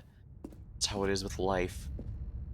Not stay You stationary. heard me before, didn't you? You will die! What about this isn't getting through to you? Please, no, Stanley, let me stay here. Don't take this from me. Please, Stanley, think about what you're doing. Oh, the only option is to splatter myself. That's not very, something I'd want to do.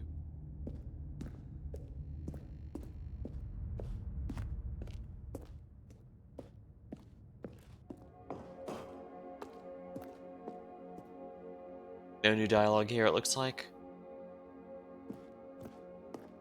Well, if I've exhausted the dialogue, then it's left to do is continue the story.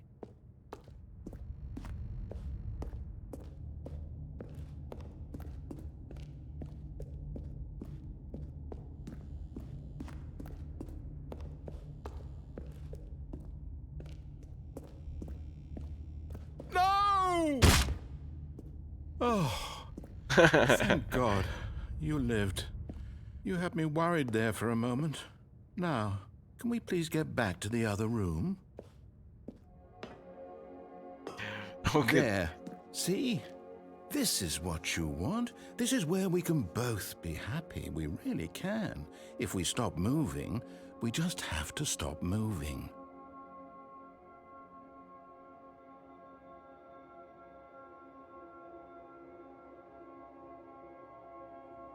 Because still have not gone through it, that would have been...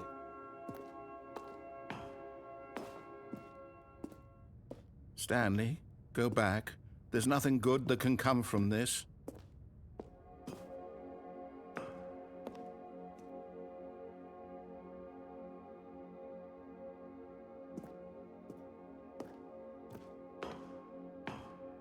I'm moving it slower. I think the character's walking with a limp now. Yes, because... No. No, no, what are you doing? Do you just not believe me? What can I say to convince you?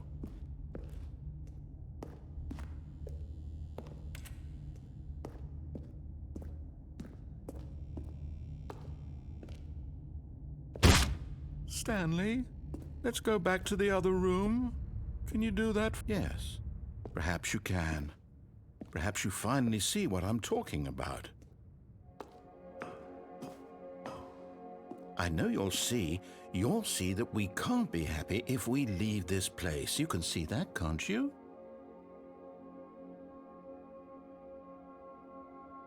Fortunately, it's impossible. Or forever. Eventually, you have to move forward. Eventually, you have to make tough decisions.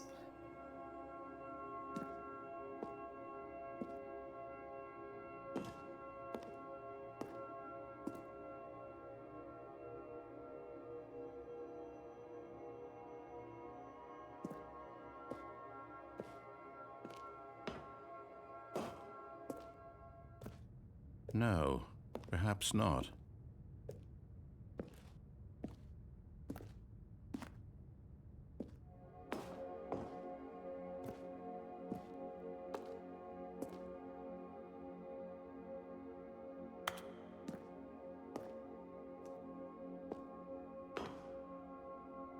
Unfortunately, stay in there until the heat death.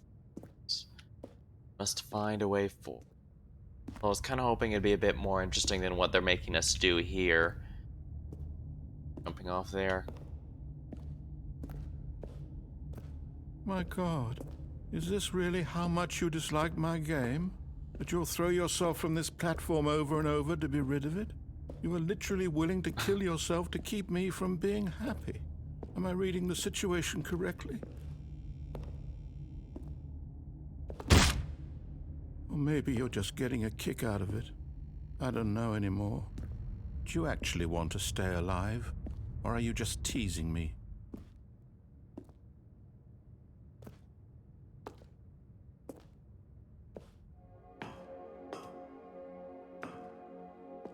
I wanted us to be happy here, Stanley. I really did. I still thought that was possible.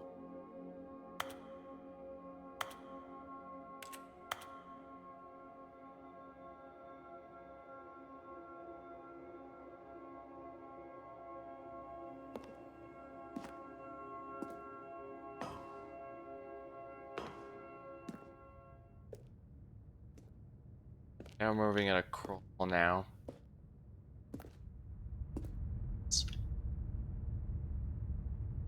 That's a drawing. A child.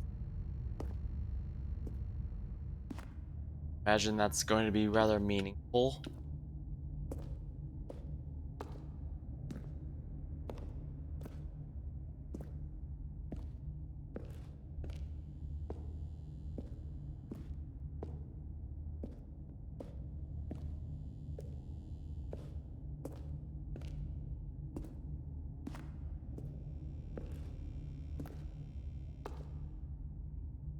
Is it over? It's going to restart, isn't it? I'm going back.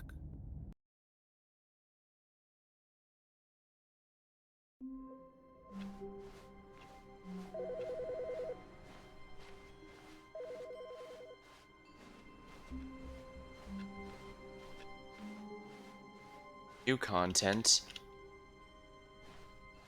Well, first let's see some of the old content. What the? 24 messages, what?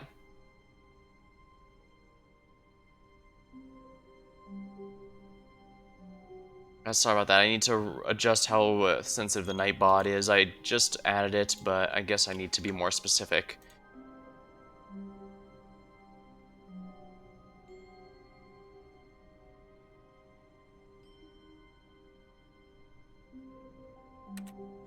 When Stanley came to a set of 2 open doors, he entered the door on his left.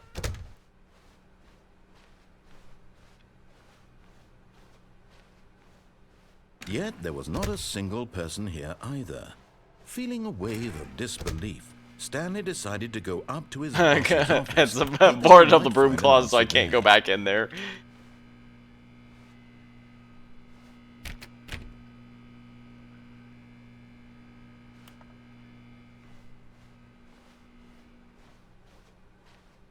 Coming to a staircase, Stanley walked upstairs to his boss's office.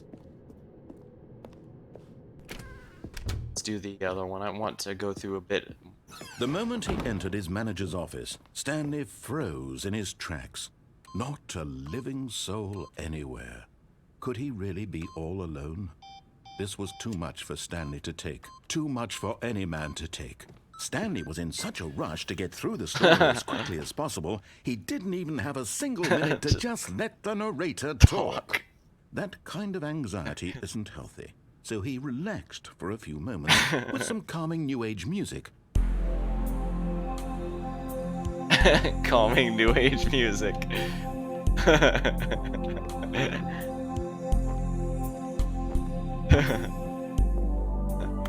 Feeling soothed and rejuvenated, Stanley calmly walked forward. into the opened passageway.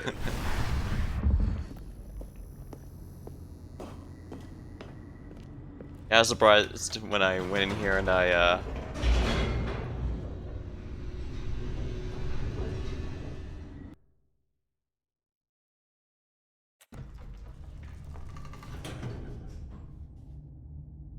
the elevator can go back up. Yeah, that's what I did the first time I went through here. Sadly, just led me. Well, Stanley walked he straight ahead through the large spent a bit of door time that read berating me, Mind but Control afterward, that was Facility. basically it. I do want to see the other ending here where I try to escape. You go back up and down like 5 times. I imagine there's some funny dialogue lights for it, but I rose also on an don't want to enormous have to room go packed through with the television loading screens. screen What 4 or 5 horrible times. I'm secret sorry. Did this place hold? Stanley thought to himself. Did he have the strength to find out?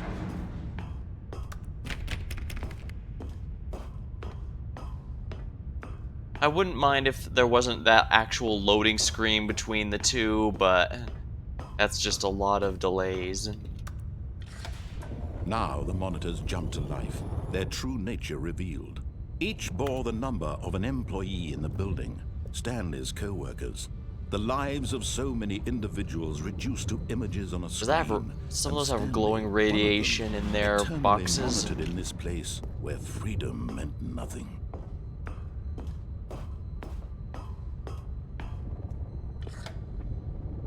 This mind control facility, it was too horrible to believe. It couldn't be true.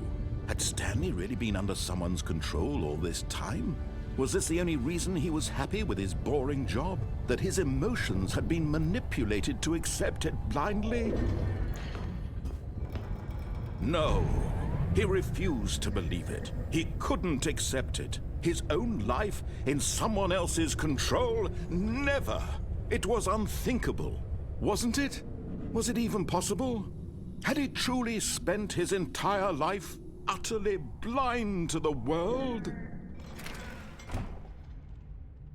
But here was the proof, the heart of the operation. Controls labeled with emotions, happy or sad or content. Walking, eating, working, all of it monitored and commanded from this very place. And as the cold reality of his past began to sink in, Stanley decided that this machinery would Oh, Stanley, you didn't just activate the controls, did you?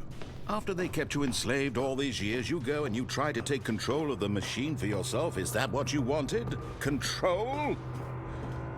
Oh, Stanley, I applaud your effort, I really do. But you need to understand, there's only so much that machine can do. You were supposed to let it go, turn the controls off, and leave. If you want to throw my story off track, you're going to have to do much better than that. I'm afraid you don't have nearly the power you think you do. For example, and I believe you'll find this pertinent, Stanley suddenly realized he had just initiated the network's emergency detonation system. Detonation? In the event that this machine is activated without proper DNA identification, nuclear detonators are set to explode, eliminating the entire complex. How long until detonation then? Let's say, 2 minutes. Ah, now this is making things a little more fun, isn't it, Stanley? It's your time to shine. You are the star. It's your story now. Shape it to your heart's desires. Oh, this is much better than what I had in mind. What a shame we have so little time left to enjoy it. Mere moments until the bomb goes off. But what precious moments each one of them is. More time to talk about you, about me, where we're going, what all this means. I barely know where to start. What's that? You'd like to know where your co-workers are? A moment of solace before you're obliterated? All right, I'm in a good mood. You're gonna die anyway. I'll tell you exactly what happened to them. I erased them. I turned off the machine. I set you free. Of course, that was merely in this instance of the story. Sometimes when I tell it, I simply let you sit there in your office forever, pushing buttons endlessly and then dying alone.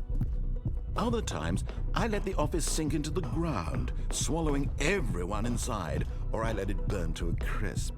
I have to say this, though, this version of events has been rather amusing. Watching you try to make sense of everything and take back the control wrested away from you, it's quite rich. I almost hate to see it go. But I'm sure whatever I come up with on the next go-around will be even better. My goodness, only 34 seconds left. But I'm enjoying this so much. You know what? To hell with it. I'm going to put some extra time on the clock, why not? These are precious additional seconds, Stanley. Time doesn't grow on trees. Oh dear me, what's the matter, Stanley? Is it that you have no idea where you're going or what you're supposed to be doing right now?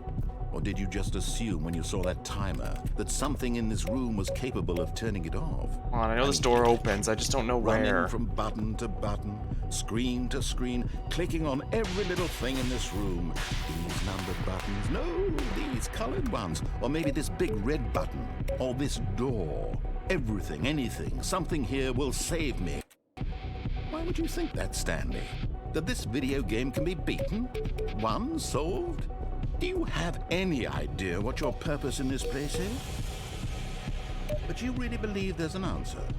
How many times will you replay this bit, looking desperately for a solution? 10? 100? 1,000? I look forward to finding out and to watching the bomb go off each time you fail. Just you and me and the retching explosion of fire and metal over and over and over for... Can't seem to figure it out. I figured it out last time, but I refused to leave, which was my mistake. All of his co-workers Apparently it's were gone. completely What could it the mean? puzzle to get out of there is Stanley randomized decided each to go to the time, which meeting unfortunately room. means I Perhaps won't he be had able simply missed a to memo. do it.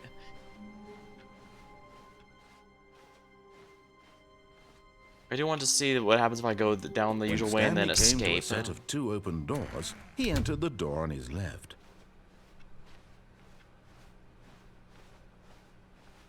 Yet there was not a single person here either. Feeling a wave of disbelief, Stanley And decided actually to go go through up the to door, his but it was boss's open office, last time I hoping was he doing might it. I just find didn't an run answer through there. it. Although I Coming guess to it a could have been staircase, stopped. Stanley walked upstairs to his boss's office. Down here then. But Stanley just couldn't do it. He considered the possibility of facing his boss, admitting he had left his post during work hours. He might be fired for that. And in such a competitive economy, why had he taken that risk? All because he believed everyone had vanished? His boss would think he was crazy. And then something occurred to Stanley. Is it looping? Maybe, he thought to himself, maybe I am crazy. All of my co-workers blinking mysteriously out of existence in a single moment for no reason at all. None of it made any logical sense. And as Stanley pondered James this, has always thought he he had began to something- make other strange observations. For example, why couldn't he see his feet when he looked down? Why did doors close automatically behind him wherever he went? And for that matter, these we're rooms looping. were starting to look pretty familiar. Were they simply repeating? No, Stanley said to himself, this is all too strange. This can't be real. And at last, he came to the conclusion that had been on the tip of his tongue. He just hadn't found the words for it. I'm dreaming, he yelled. This is all a dream. Oh, what a relief Stanley felt to have finally found an answer, an explanation. His co-workers weren't actually gone. He wasn't going to lose his job. He wasn't crazy after all. And he thought to himself, I suppose I'll wake up soon. I'll have to go back to my boring real-life job pushing buttons. I may as well enjoy this while I'm still lucid. So, he imagined himself flying and began to gently float above the ground. Then he imagined himself soaring through space on a magical starfield, and it too appeared. It was so much fun, and Stanley marveled that he had still not woken up. How was he remaining so lucid? And then perhaps the strangest question of them all entered Stanley's head. One he was amazed he hadn't asked himself sooner. Why is there a voice in my head dictating everything that I'm doing and thinking? Now the voice was describing itself being considered by Stanley, who found it particularly strange. I'm dreaming about a voice describing me, thinking about how it's describing my thoughts, he thought.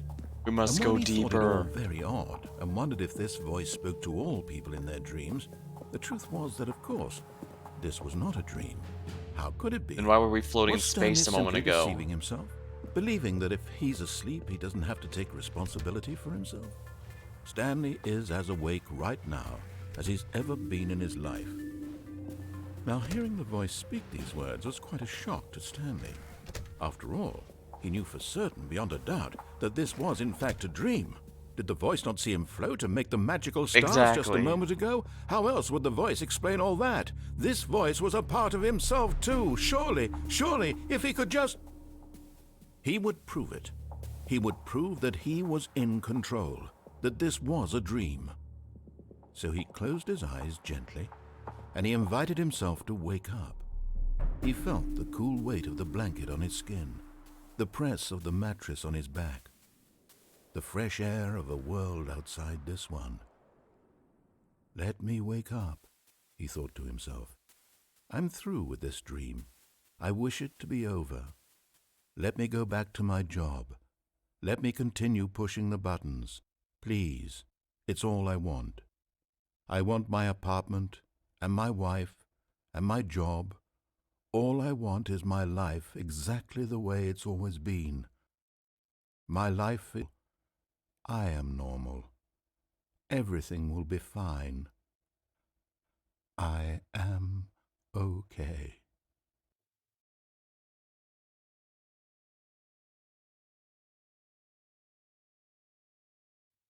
Stanley began screaming. Please, someone, wake me up. My name is Stanley. I have a boss. I have an office. I am real. Please, just someone tell me I am real. I must be real. I must be. Can anyone hear my voice? Who am I? Who am I? And everything went black. Oh, that was rather sudden. This is the story of a woman named Mariella. Mariella woke up on a day like any other. She arose, got dressed, gathered her belongings, and walked to her place of work. But on this particular day, her walk was interrupted by the body of a man who had stumbled through town talking and screaming to himself, and then collapsed dead on the sidewalk. And although she would soon turn to go call for an ambulance, for just a few brief moments, she considered the strange man. He was obviously crazy. This much she knew. Everyone knows what crazy people look like. And in that moment, she thought to herself how lucky she was to be normal. I am sane. I am in control of my mind. I know what is real and what isn't. How do we know this is real? It was comforting to think this, and in a certain way, seeing this man made her feel better. But then she remembered the meeting she had scheduled for that day. The very important people whose impressions of her would affect her career, and by extension, the rest of her life. She had no time for this, so it was only a moment that she stood there, staring down at the body. And then she turned and ran.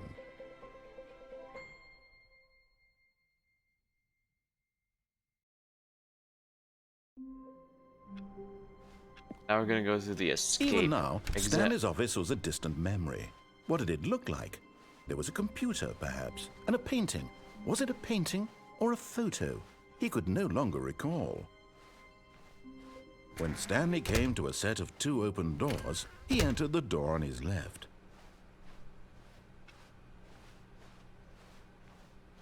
Yet there was not a single person here either. Feeling a wave of disbelief, Stanley decided to go up to his boss's office. Coming to a staircase, Stanley walked upstairs to his boss's office.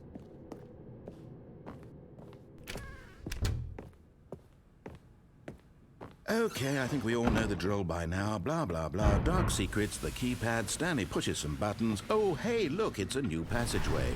Quelle surprise. Well, that was useful. I expected it might resist me trying to speed it up. Did you even read that projector? Yes, I did. When I first started the stream, I stayed here for like half an hour reading all of them. I even read the blackboards and such. Actually, I think they're technically whiteboards, but yeah.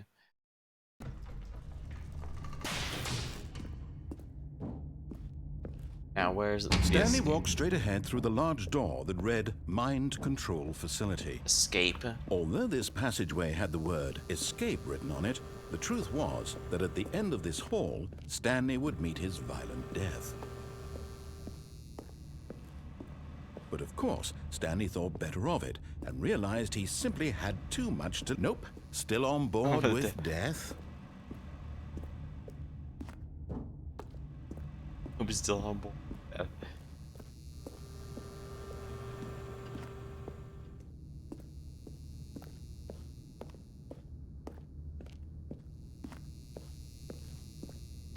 The door behind him was not shut.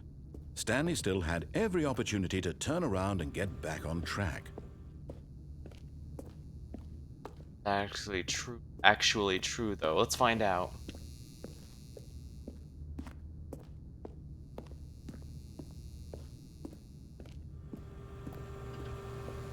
I'm doing quite a bit of backtracking just to see. I can't go through those, or those will shut.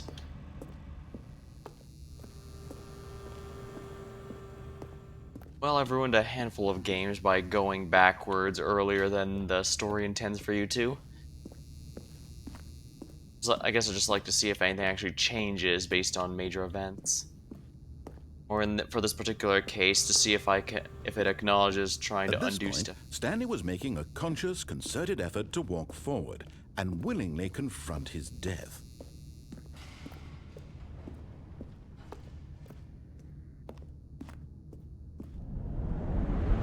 We.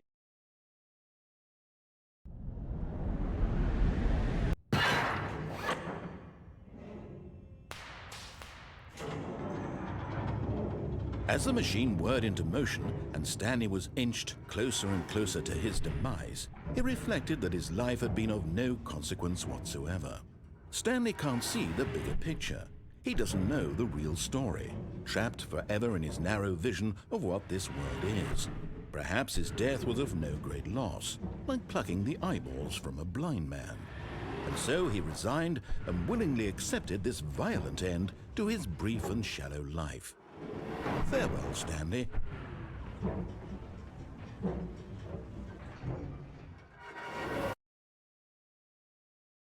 "Farewell, Stanley," cried the narrator, as Stanley was led helplessly into the enormous metal jaws. In a single visceral instant, Stanley was obliterated as the machine crushed every bone in his body, killing him Is that a new instantly. narrator? Oh, it is.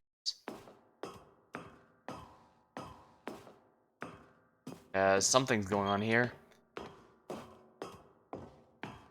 Going back to the title screen. And yet it would be just a few minutes before Stanley would restart the game, back in his office, as alive as ever. What exactly did the narrator think he was going to accomplish? When every path you can walk has been created for you long in advance, death becomes meaningless, making life the same. Do you see now? Do you see that Stanley was already dead from the moment he hit start? Office layout. Blueprint shows office in the beginning of the game. The path from Stanley's office to 2 doors. Sections have been added and altered throughout development, though the core layout remains almost identical to the first iteration. Corridor. Pacing of this opening section was important to get right. The corridor has been moved and altered to make sure the player reaches the 2 doors in a good time frame. Oh, yeah, that makes sense. They need to have room for the narrator to do his stuff without making it feel like the player is just dragging on and on.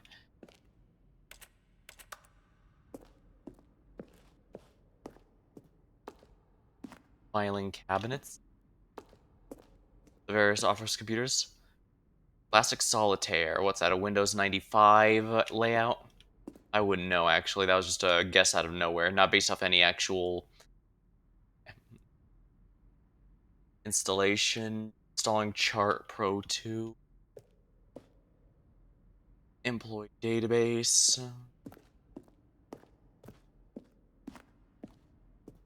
2 doors.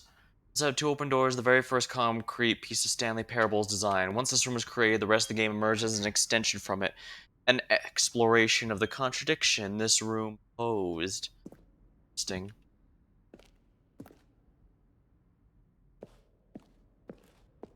The office. Button sounds. A selection of sounds used when buttons are pressed. Each one is a mix of keyboard, stroke, and tone.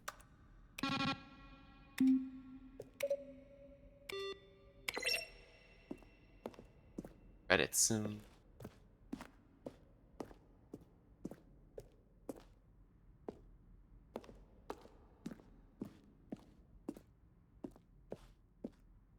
Maintenance room. Or an early version of maintenance room. Yeah, you can even tell it has the default ground texture, if I remember that right.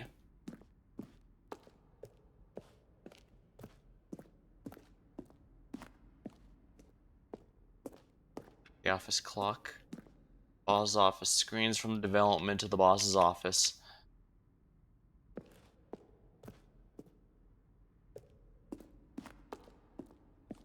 Good and bad game design. But of course, you being you, you'll probably spend the next hour trying to solve it. Here, I'm just going to make this easy on you. Stanley walked through the green door. Then he pushed the number 8. Early version of the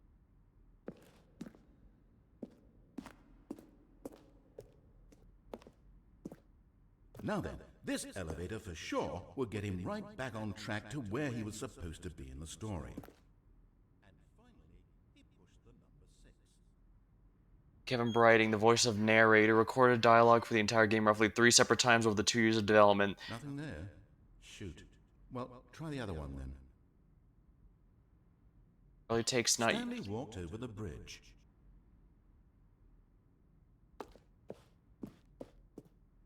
Oh, I see. So those are all outtakes. They didn't.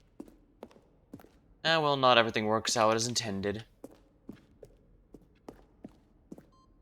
Freedom ending. This is the very first incarnation of the freedom ending in the alpha. Fittingly, the freedom ending is also my favorite ending in Shin Megami Tensei Nocturne. Countdown desk. One of the desks from the early version of the countdown ending.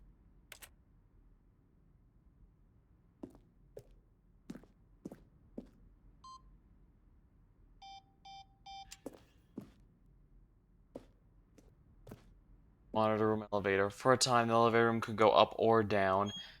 Freedom above and countdown below. We abandoned this when players found it too difficult to remember what was up and what was down and placed the 2 endings together instead.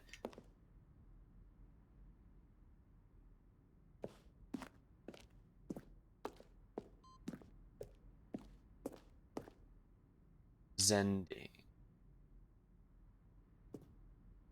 Early version of the ending known as Zending. Eventually cut and merge with another part of the game. Game is now paused. Escape menu. For a long time, we had an ending that only ended when the player restarted from the escape menu. Unfortunately, very few players realized what this was supposed to realize that this was what they were supposed to do, which was frustrating for everyone. Well, sometimes stuff doesn't work out well in practice as it might be in theory. The ending. The Zending went through many incarnations. This room is the 4th version we thought was complete, but shortly decided to abandon and change again shortly before launch.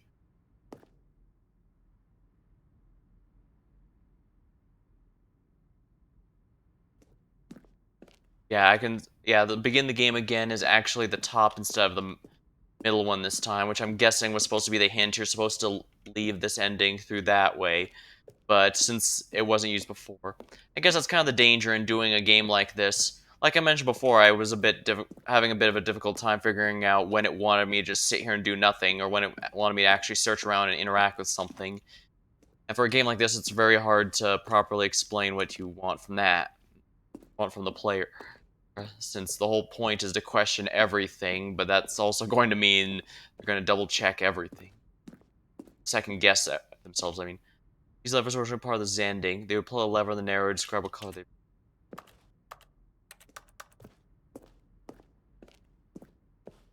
Trailers. We ran 4 major teasers over the course of the game's development, each meant to convey something about the spirit of the game. This is the first one, released in May 2012. It features a series of broken rooms and the voice of the narrator informing viewers he is repairing a new version of Stanley Parable.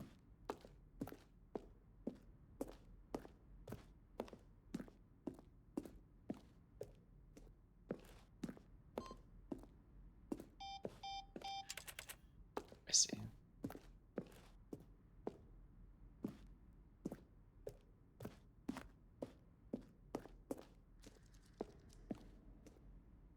Game design mockup. This is the level William, the level designer, sent Davey, the writer, as a kind of audition piece. The strength of this level got William hired to design the full game. Much of the environment's changed. The basic layout from this mockery is still part of the mockup is part of the game. Yeah, I'd say this is this is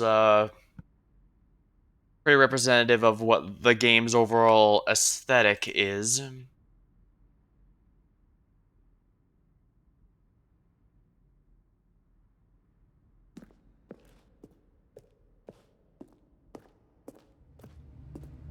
Stanley's office. Left to right, the evolution of Stanley's office over time. First was created in November 2011, second March, and third in February 2013.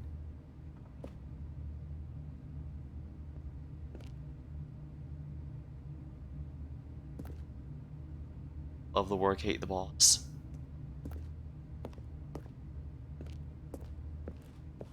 Yeah, this one looks a bit similar to the one we were playing with for a while. That does indeed follow. Lounge. Early version of the lounge.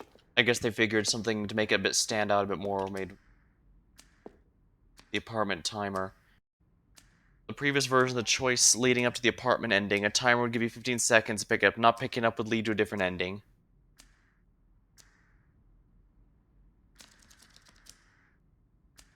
Alright, so before it was a matter of 15 seconds before you got the other ending, while here they decided to make it so that you unplug it to get the other ending. I think that makes sense, yeah. Cargo lift. Second version is functionally the same as what's in the final game, but we wanted it to look more like a place where cargo is actually stored. Yeah, the way it looks here is more like something out of Portal or something, and while that does make sense for a puzzle game, it doesn't look that natural.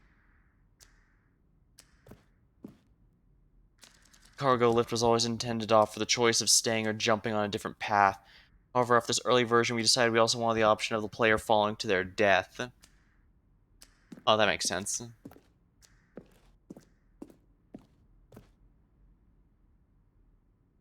One option. One doorway to maintenance in the lounge. Two options. Two doorways to maintenance. Or vent. Meeting room. Maintenance layout. The flow of hallways following the first two doors was very important to get right, since players will replay them so many times. We discussed a number of designs, but ultimately the simplest version won out.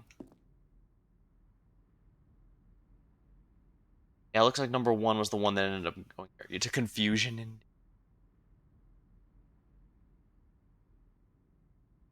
the other entrance would be hidden on how you entered.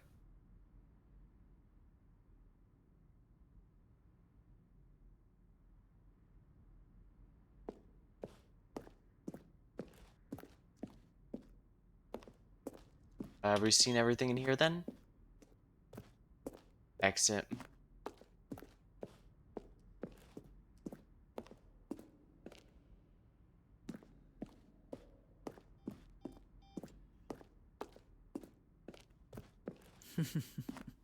Oh, look at these two. How they wish to destroy one another.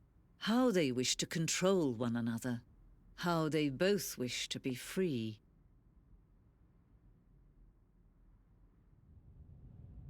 Can you see?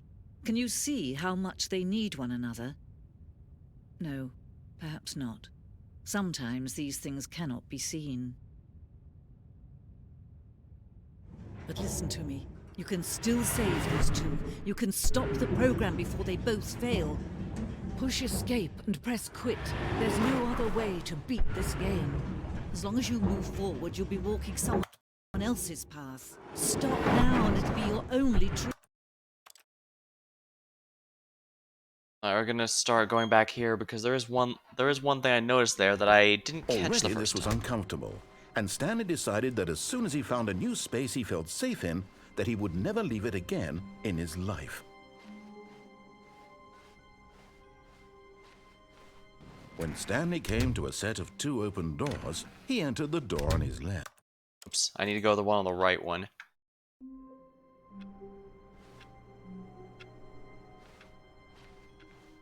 All of his co-workers were... Wait, no. This isn't the right office, is it? Is this Stanley's office? Even the narrator's getting confused. Alright, so if I Then want to Stanley go, came to there a was set of one two place open I did This was not go the yet. correct way to the meeting room, and Stanley knew it perfectly well. Perhaps he wanted to stop by the employee lounge first, just to admire it. And that shows one last area I The definitely will lounge want was to grand, go. majestic, perhaps too, but eager to get back to business, Stanley took the first open door on his left. And so he detoured through the maintenance section, walked straight ahead to the opposite door, and got back on track.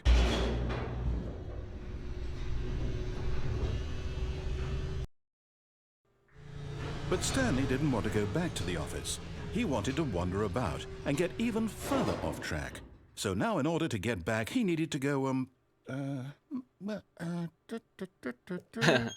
from here, it's, left.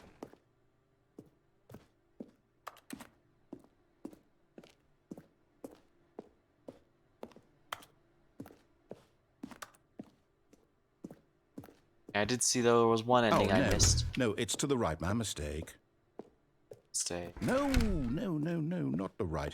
Why would I have ever said it was to the right? What was I thinking? It's clearly... Oh dear, would you hold on for a minute, please? Rustling through the pages. Now, let's see. We went down right, left, down, left, right. Yep, okay, yes. I've got it now. This story is absolutely, definitely this way.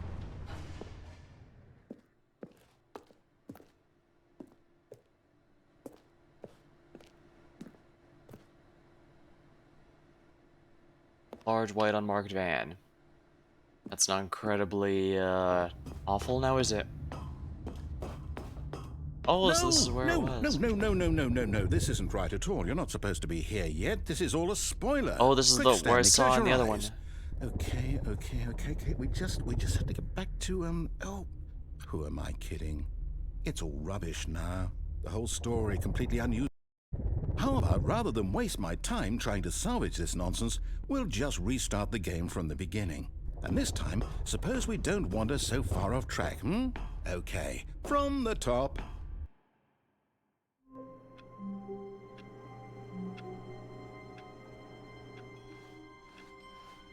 All of his co-workers were gone. What could it mean?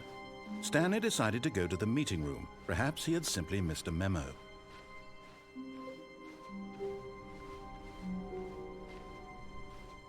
When Stanley... Wait, what? Oh, the things look a little different here. No, I restarted. I swear, I definitely restarted the game over, completely fresh. Everything should be... Oh, did something change? Stanley, did you change anything when we were back in that room with all the monitors? Did you move the story somewhere, or... Hold on. Why am I asking you? I'm the one who wrote the story. It was right here just a minute ago. I know for sure that it's here somewhere. Okay, then. It's an adventure. Come, Stanley. Let's find the story. I joke that we've accidentally found ourselves in the back rooms, but that game didn't exist until long after the Stanley Parable first released. So, yeah, I can't do that one.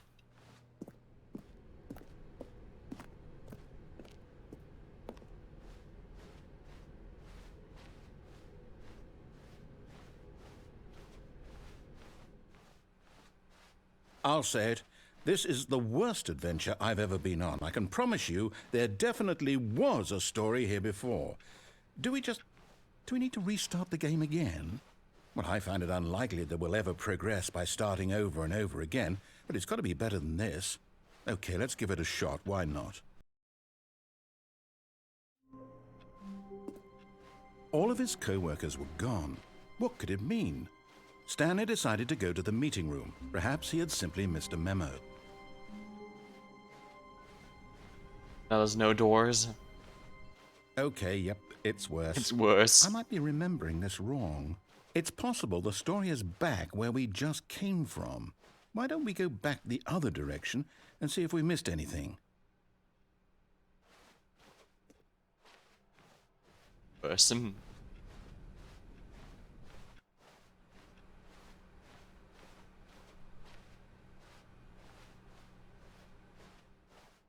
Aha! I knew we something. The story. Here it comes. No, wait, never mind. Not the story. Okay, let's head back the other way and retrace our steps. Oh, now it's doing the PT or thing. Now this... Well, I'll be honest, I don't recognize this place at all. Crap. Is this the story? I don't think so. I can't quite recall, but I believe my story took place in an office building. Is that correct?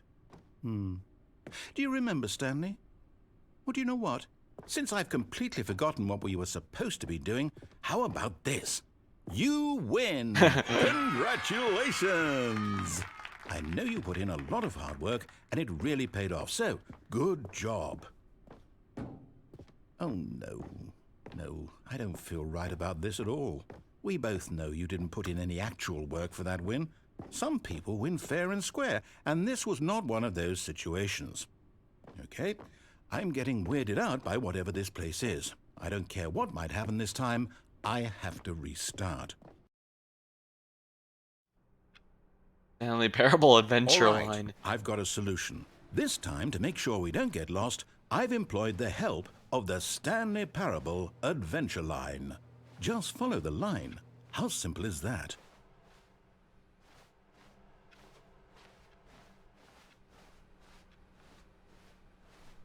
No, I'm done. We're leaving it up to the line from now on. Oh no, I'm done. We're leaving up to the line from now on. And the line always has a TM after it.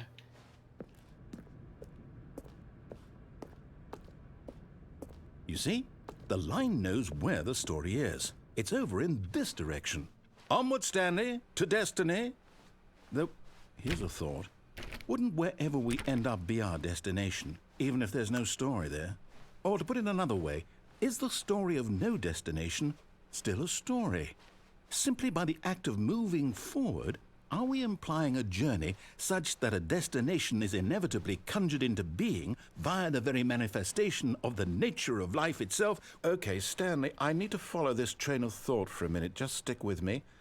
Now, we can both agree that the nature of existence is in fact a byproduct of one's subjective experience of that existence, right? Okay.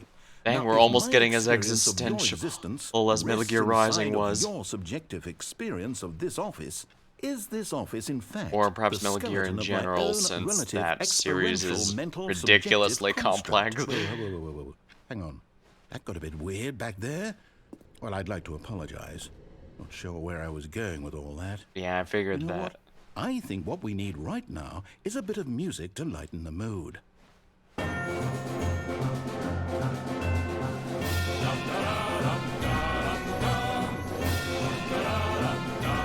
Well, this explains the origin of that song I saw in a bunch of YouTube videos.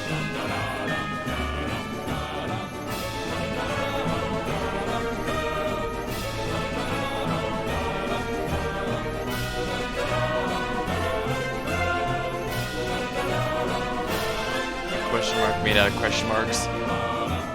And this is really loud. I hope you can still hear me just fine.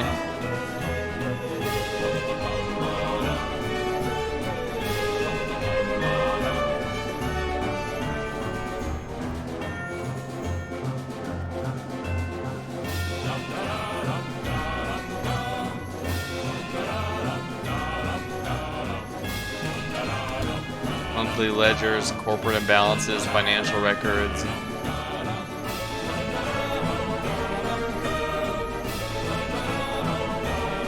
Wait, cut the music. Go back and look at that fern. Stanley, this fern will be very important later in the story. Make sure you study it closely and remember it carefully. You won't want to miss anything. Oh, it's this stuff, Fern.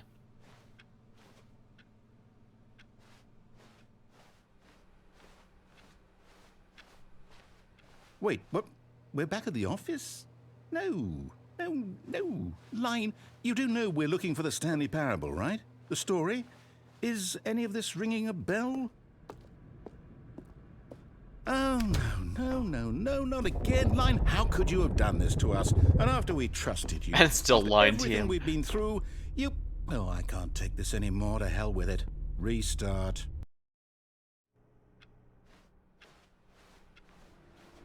You know what, Stanley? I say forget the adventure line. What's it ever done for us? We're intelligent people, right? Why can't we make up our own story? Something exciting, daring, mysterious. Ooh, this all sounds perfectly doable. Why don't we simply start wandering in, well, I don't know. How about this direction?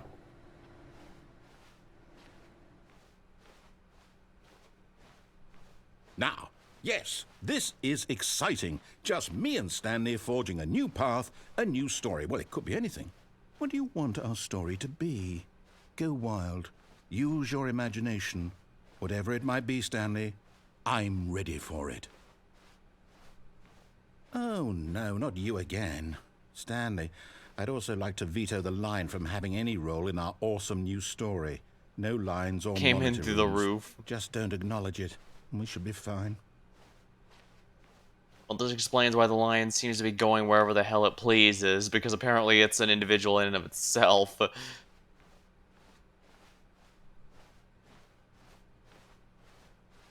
Ah, a choice. We get to make a decision. From here, the story is in our control.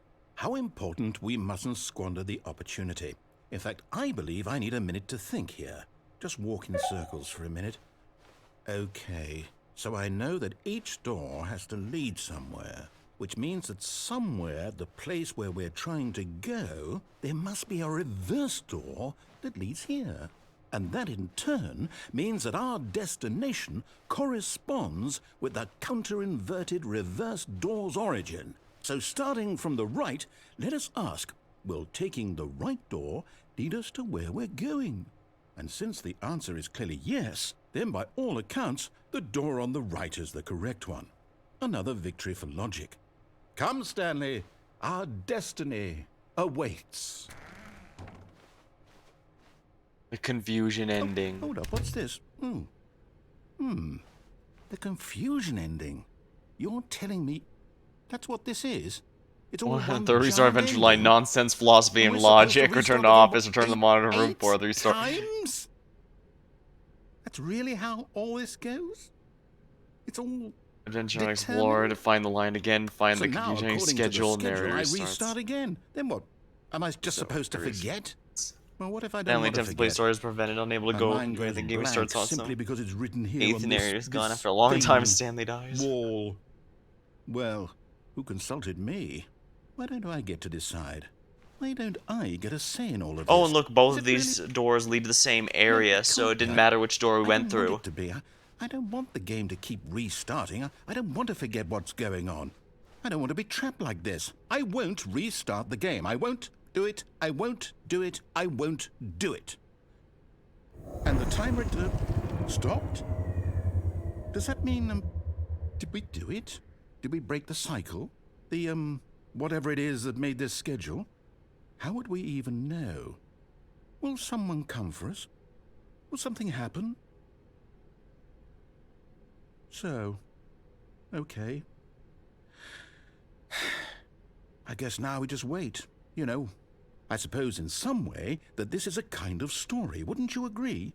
I'm not quite sure if we're in the destination or the journey. Though Find they're identical always saying replica of that the life office. is It's about the big- journey we and attempt not to the make up a destination. So I hope that's where we are right now. We'll find out, won't we? Eventually. Well, in the meantime, if you...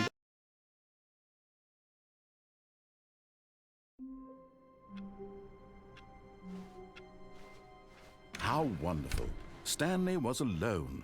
Finally. This is great, he thought to himself. This is what I've wanted all along. I got what I wanted. Go to the new content now. Oh, new content? What does that mean, new content?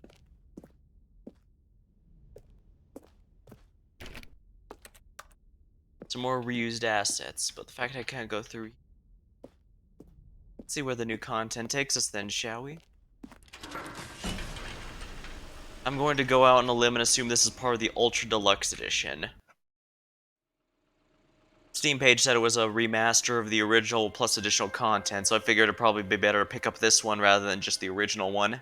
Hello, and thank you for playing the Stanley Parable Ultra Deluxe. As you may know, the Stanley Parable was a video game released in 2013 on home computers. Same year as Metal Gear Rising. After receiving critical and commercial success, it Game was Factory. expanded upon in 2022 with the Stanley Parable Ultra Deluxe, a reimagining of the game for consoles and home computers. Oh, reimagining rather than The remaster or Stanley remake. Parable Ultra Deluxe features exciting new content that broadens and expands the world of the Stanley Parable, delighting audiences the world over. Please, step inside and see what thrilling new adventures await in the Stanley Parable Ultra Deluxe. Oh, well, this sounds delightful. I'm very excited to see the thrilling new Ultra Deluxe content. One of these days I need to stop explaining the game because the games typically have a very good So far, it's an record of elevator. doing it for me and in a Nothing better special way. yet, but I'm sure it's just the beginning of a mesmerizing adventure.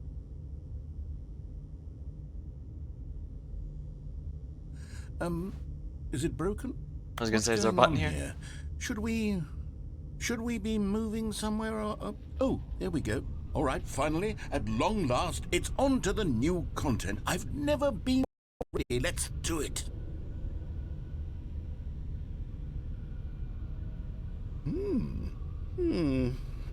I have to say, initial impressions of Stanley Parable Ultra Deluxe, mostly tedious. It's as if, Oh, okay. Let's see the content. Gimme the content, Stanley. New content, the jump right. circle. All right, let's see. It's the jump circle.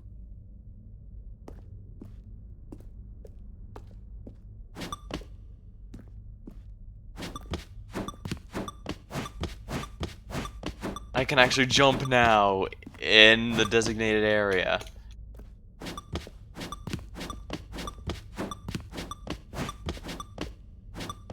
Is the new content itself a joke? Like, it's gonna turn out there's actually not much here, but it's all just a joke.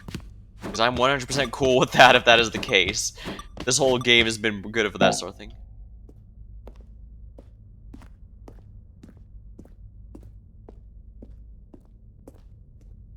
Is that it? Surely that's not all the new content. There has to be something else, right? Can I get through here? No, this is just decoration, so it's not a completely empty room.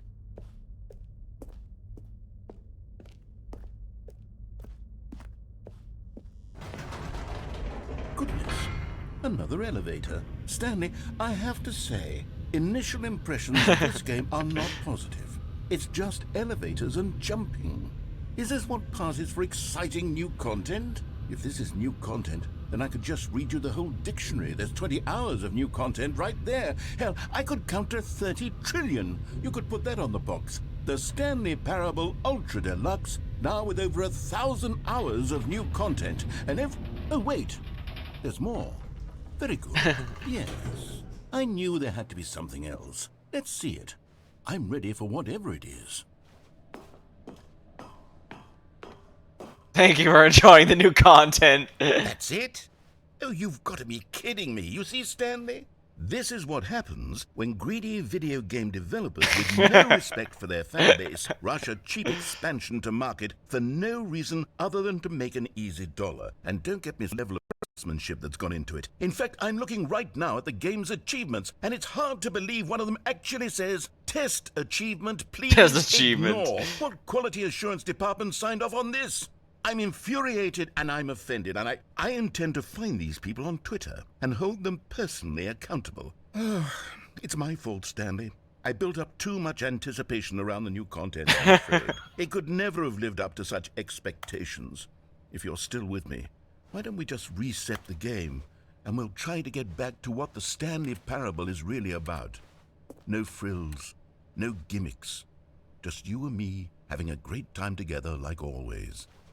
What do you say, friend?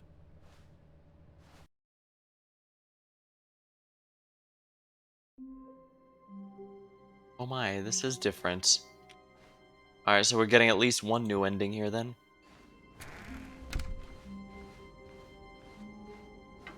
Psst! Stanley! Come over here! In the vent! I want to show you something.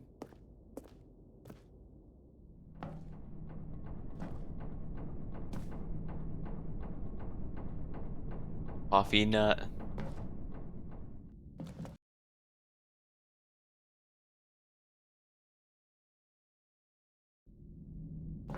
Okay, you remember how cheap and unsatisfying the new Ultra Deluxe content turned out to be? Well, it got me thinking about the past and how much better the Stanley Parable used to be. So I made something special and tucked it away here where the game's developers won't find it. Just our little secret. Take a look. Are you about to teleport me to the Forgotten City? You're about to teleport me to the Forgotten I call City. it the Memory Zone. It's where I've been storing all my favorite memories so I can relive the peak experiences of my life whenever I want. Experiences like the launch of the Stanley Parable on PC. The memory zone. You see, Stanley, doesn't the Memory Zone remind you of how wonderful Stanley Parable was before it was sullied with a cheap re-release? Remember back in October of 2013, when the game originally launched? Back then, video games had integrity. Back then, it all meant something. Audience Award. Oh, waste. 14 Independent Games Festival. Stanley Parable Collector's Edition.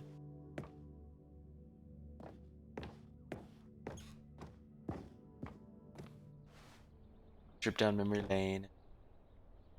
Official soundtrack. Illustration.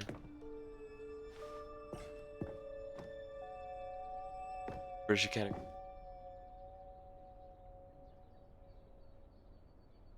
The Parable, debut game, story. Stanley Parable deals tough choices. New video game releasing today. Creator surprising down to earth.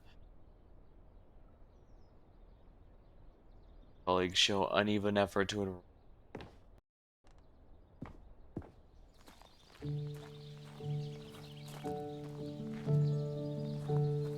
Oh, I can't sit on the bench there. And over here is where I keep reviews of the Stanley Parable. Like this stunning triumph of games journalism, 10 out of 10 from Destructoid.com. James Stephanie Sterling writes, and I quote, "Where so many games that aspire to be more than games end up less than any form of art, Stanley Parable strives and then succeeds to be every game ever created." Did you hear that, Stanley? Every game ever created. That's how grand and all-encompassing the original Stanley Parable was. It was literally every game ever created. It was Skyrim, it was Persona 3, it was all of them, and now it's nothing. It's no games at all. It isn't even the Stanley Parable anymore. It's just a husk now. A lifeless husk with an hour of new elevator content. Certainly does feel like a commentary on how people feel whenever there's a remaster or sequel coming out.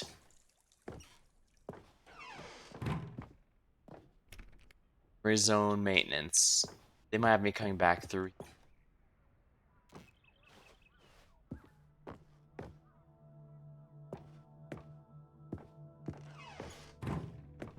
Here's another moving passage, this time from GameSpot.com. The Stanley Parable is both a richly stimulating commentary on the nature of choice in games and one that offers some of the most enjoyable, surprising, and rewarding choices I've ever been confronted with in a game. 9 out of 10. Don't you get it, Stanley? The game was perfect. It didn't need anything else. It didn't need new content. It just needed to be left alone, to spend the rest of time collecting dust in the hallowed hall of beloved video game memories.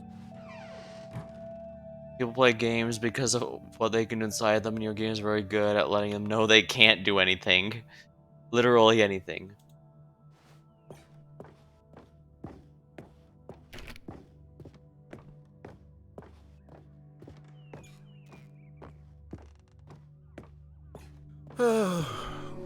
These were simpler times, Stanley. But I wouldn't give to go back, to have it all over again. Wait, Hang on. I don't recall this part of the memory zone before. What's this? What's down here?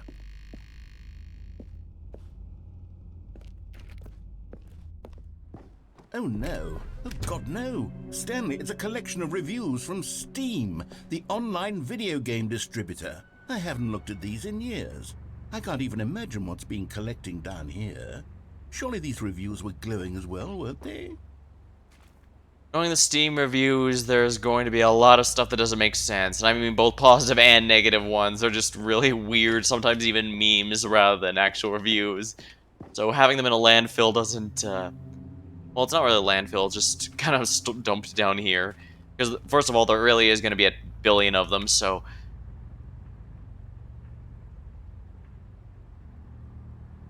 Come on. Alright, I'm going to have to look at the Nightbot again. I'm sorry about that.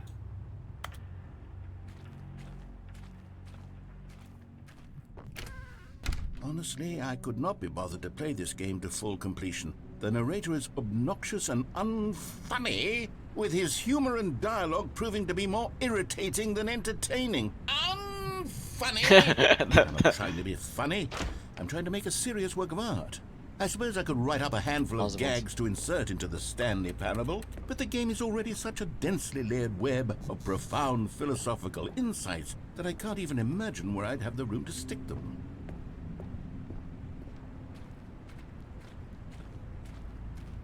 I think the Nightbot might be a bit too sensitive right now. I'm gonna look at that after the stream. Sorry about that.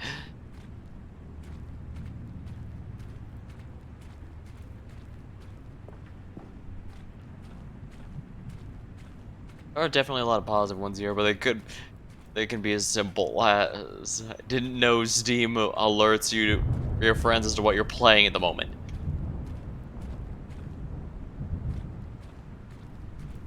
Obviously, to an extent, humor is indeed suggestive, subjective. So I can understand not everyone's gonna find this particular brand of humor funny.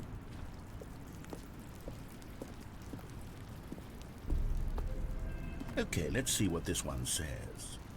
While the idea for the game is good, for someone who prefers non-linear games, this preachiness gets annoying fast. Preachy? Stanley, I'm not preachy, am I? You can tell me if I'm preachy. Honestly, you can. Oh, goodness. This is actually quite shocking for me. Well, to be honest, I had always thought of the game's dialogue as being rather terse to begin with. You can't know how much fluff I cut from the game to get it to feel as light and airy as it... Well, I always thought it did, but maybe it wasn't. Oh dear, what an awful memory to have to hold on to.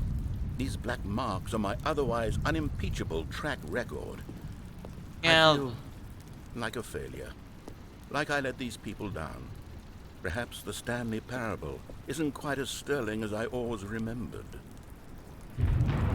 I wouldn't be surprised if there really was quite a bit of cut dialogue they didn't end up using. I mean, actually, what am I saying? They directly said there was actually quite a bit of cut dialogue in the museum ending.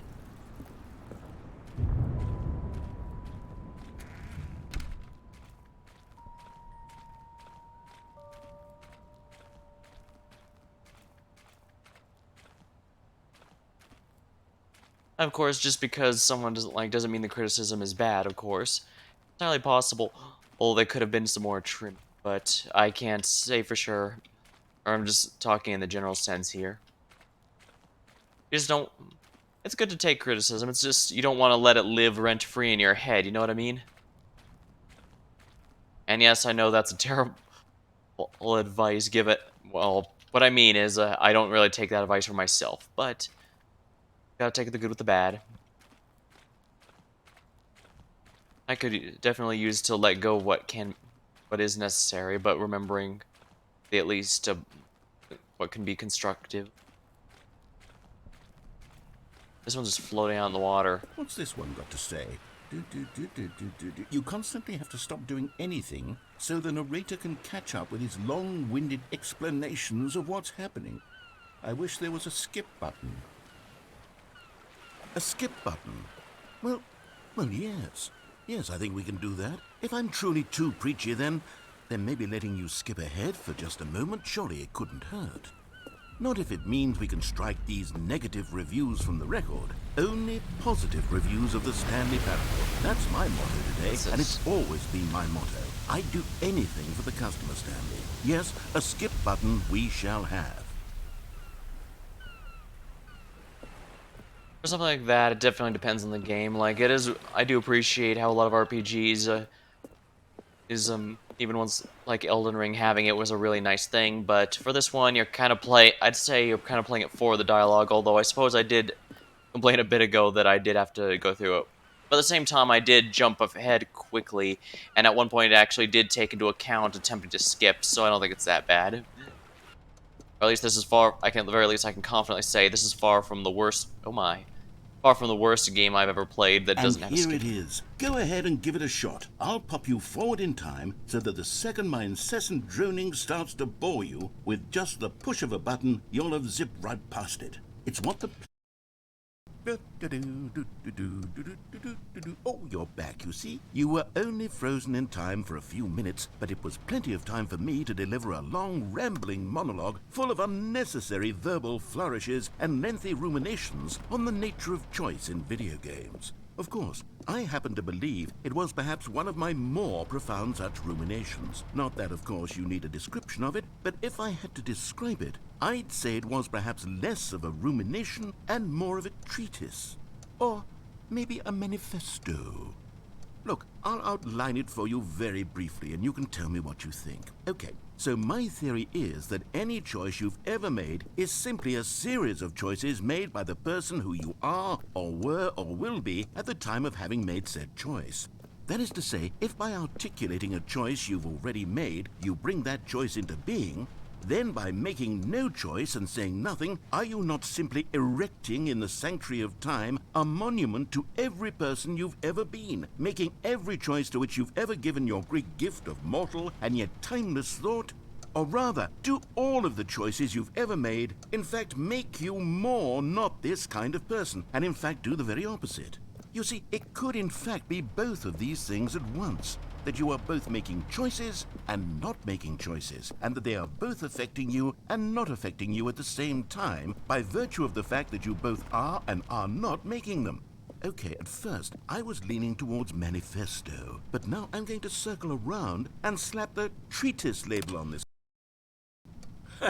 Well there, sport. You really did catch me rambling on a bit, didn't you? But that's the power of the button. The minute I start to go off on a thoughtless display of self-absorption, it's right at your fingertips to go poof, and it's all over. Oh, I can't wait to see what Cookie 9 will say about this, and whether they'll edit the rating of their Steam review, or at least change some of the wording, perhaps. To be honest, I don't even know if one can change their review in the first place. I guess I should become better educated on exactly how Steam works. Perhaps that would have been the smart thing to check on before I went about this whole exercise of skip button. Okay, that's a good Although one. I have to imagine that after seeing this exciting new technology at work, surely whoever it is runs Steam will instantly run out and implement a new feature to make it possible to edit one's review, merely because of this very situation. Yes, I think that's quite likely. Or perhaps they'll simply grant this particular user the ability to change their review, so that the feature is not widely abused. Look, I would even be okay with Steam altering this particular review so that it reads as something more beneficial, something along the lines of, "This game is the best." Okay, welcome back, Stanley. Now, I should say that the amount of time the button has been skipping through is becoming longer and longer. That last one was, well, I want to say maybe 30, 45 minutes? It's not unendurable by any means, but it's, well, there's really only so much I can ramble on to myself about. I know, it's shocking, isn't it? But at any rate, I do suggest that we not press the button again. I think the skip button has been aptly demonstrated, and we can say goodbye to it and just... Wait, how do we get out of here? Where did the door go? Oh, yeah, Wasn't there a it's gone. door that led into this room? I do feel quite certain that there was one here before. How else would we have gotten into the room in the first place? I don't think one can enter a room without a door of some sort, or a window or something like that. Do you see a window anywhere? A porthole? A sufficiently large crack in the wall? I'll take any of these. All I want is for us to move on and to please step away from the skip button, to go anywhere other than the skip button. There was a door here before, wasn't there? I swear there was. Where did it go? Can you maybe just ram your way through a wall? Is there any possibility that you could, say, slam your body into the wall until enough damage is done for you to be able to leave? Please, I'll take any option at all. I'm asking you to work with me here. We need a door. We need a door of some kind. I can work with any kind of door as long as it can open and lead from one room to I wonder another. how much dialogue they put I'm here, going to because step it's away clearly, for just a well, they moment, clearly intend for and me I'm to going just try to spam find us a skip door. button until he gets sick I of it and don't know how removes it. exactly to remove a door and place it in a different wall, but I will find a way, I promise.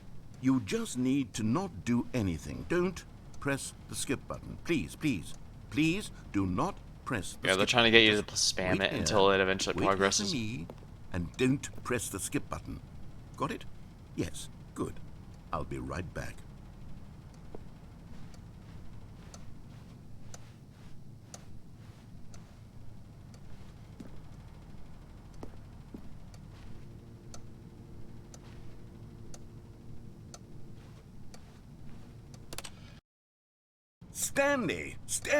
Stanley, please don't push the button again. It's been 12 hours. 12 hours. You've just been frozen there. I don't know why the skips are getting longer, but they're really, truly getting longer. That's And a lot my longer. God, there's no way out of the room. Stanley, the door is gone. It's completely gone. I've looked at it from every angle. I've checked every one of those walls 1,000 times. And there's no door, Stanley. There's no door. There's just you and the button, and if you keep pressing it, I have no idea what will happen. I have no idea how long I'll be made to sit here, and more than anything else, I don't know how to stop you from pressing the button again. I can't control anything in this room, Stanley. I can't touch it, and I have to believe, I have to know that sooner or later, no matter how much I plead with you, you're going to press the button again. Why would you? I've been thinking and thinking, and I don't know what I can do to convince you otherwise. Oh, my God. And it's all because of those reviews. Those reviews that I couldn't get out of my head. I just couldn't ignore the negative feedback. Why was it so important for me to fix the problem? Why did Cookie Nine's opinion matter so much to me? Yeah, I've that's never even interesting. met Cookie Nine. I have no idea who they are. What would it ever really matter? But here I am. I'm fixating on every tiny negative thing that anyone ever says about me. The merest mention of one of my imperfections, and I become as impetulant as a child, wild and impulsive. I can't help myself. I can't stop myself from lashing out with a vengeful fury You have to the alter and to attention change clock. and It to has break about 3. anything unbroken. If only... Oh, Stanley, you're back. You're back. Oh, my goodness. I have someone to talk to again. Stanley, I think it's been a week. Or 2 weeks. Oh, the plant's I've been dead. sitting here all that time, just sitting here, not a single person to speak with. And you'd think that that's just how it's always been, right? Me talking and you saying nothing. Would you think that it's exactly the same as always? Doesn't that feel like what we've already been doing? Me just talking? But it isn't, Stanley. It isn't the same at all. It isn't even close. Because I know you can't hear me once you push that button. That's what I'm realizing now, Stanley. I'm realizing that I needed to know that someone was listening. I needed there to be a vessel through which my words were moving. It was the vessel I needed, Stanley. Not the outcomes, not the story. None of that matters anymore. I'll give it all up. I'll give up every branching path. I'll burn my story to the ground. One single thing I need, and God, I can see now that I need it more than anything, is to know that someone else is taking it in. These words that I'm saying, I need to know you can hear me. Because maybe, Stanley, maybe, if you can hear me, then maybe it means I'm real. Maybe I'm not just a fiction. Was I scared of that all along? Perhaps, yes. Okay, yes. Perhaps I've been scared this whole time, that if I stop speaking, I'll slip backwards into the silence and be consumed by it. I can't be taken by it, Stanley. I can't lose myself in the stretch of emptiness between you and me. When you press that button, you're still right there, but I know you're so tremendously far away. And in those moments, the emptiness folds itself outward in between the two of us, and I am suspended in its unyielding quietness. I can feel the edges of my reality curdling inward and decaying. I can tell that I am becoming less and less real. Yet to speak to you now, I am alive. I am truly and completely here. I am a being. I am someone. I am something. I am being listened to. I am being recognized. The emptiness between us has collapsed, and I feel right now like I am not a work of fiction. I feel as though I occupy space in this world again, and I have cast a shadow onto the wall. You see what I'm saying, don't you? Yeah, they You can clearly see what want this me to means. hit I'm so the clear about skip it button now, over and Stanley. over and over. I feel as certain about this as I've ever felt about anything at all. I feel renewed. I feel restored, and already I can sense the looming silence as you will press the button for the next time. What a terrible dread it strokes in my heart to think of it, to think of returning to such coldness. Come, let us sit in silence together here for just a moment. Let us anticipate it. Let us welcome it. Let us not run from it.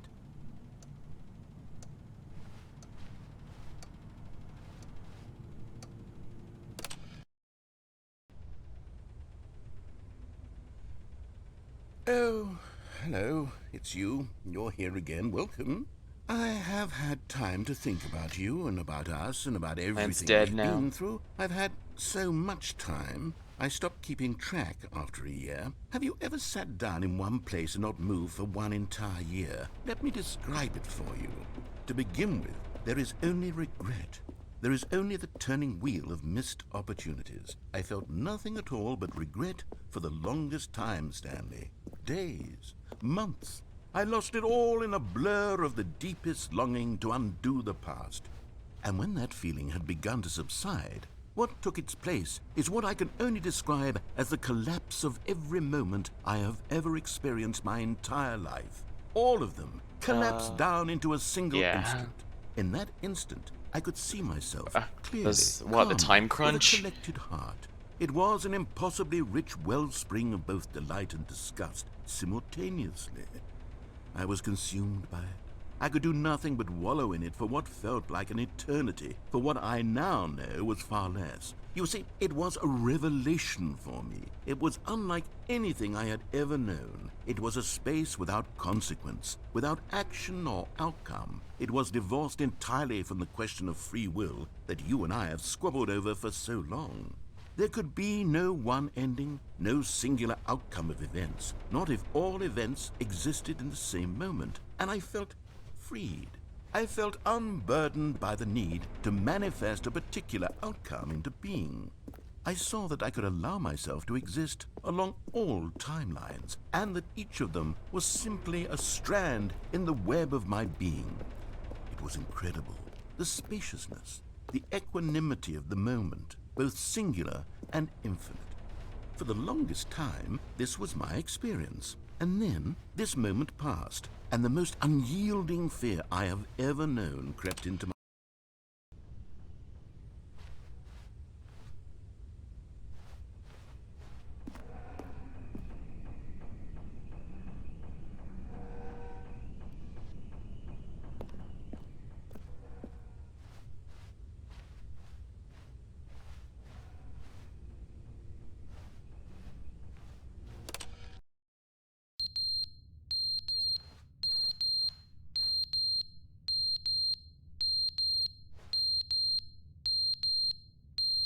Clock fell off entirely.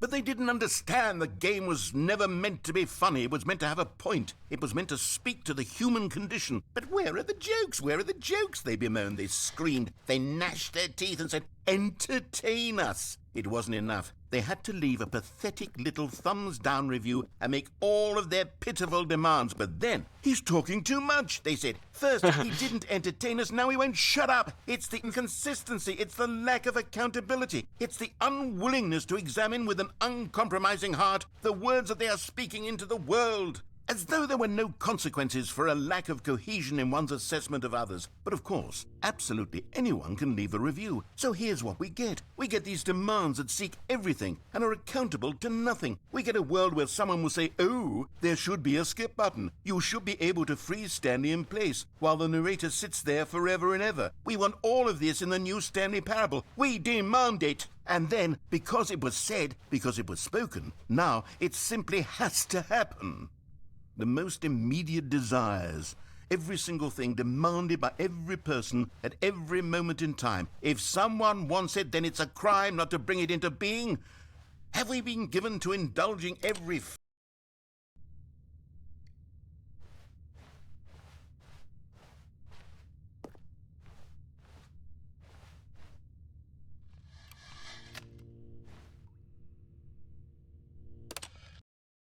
The end is never the end, is never the end, is never the end, is never the end, is never the end, is never the end, is never the end, is never the end, is never the end, is never the end.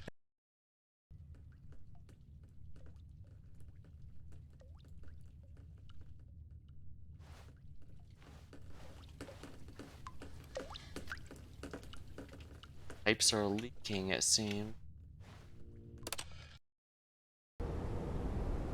Oh, yep. I figure this would cause a change. Still no exit, unfortunately, but it does mean the building's falling apart. Maybe this will eventually result in an exit. Yep, it is.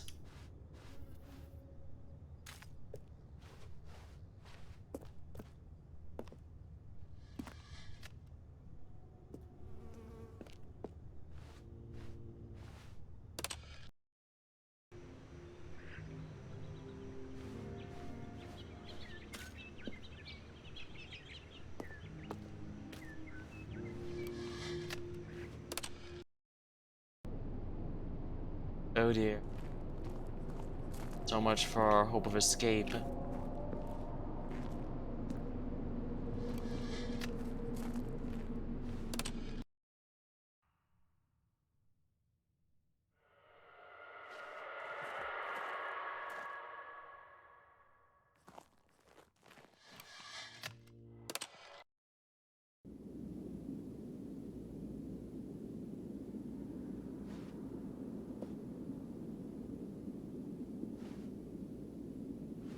Skip button's been destroyed, but we can now finally leave, and... Oh, it's the, end of the world.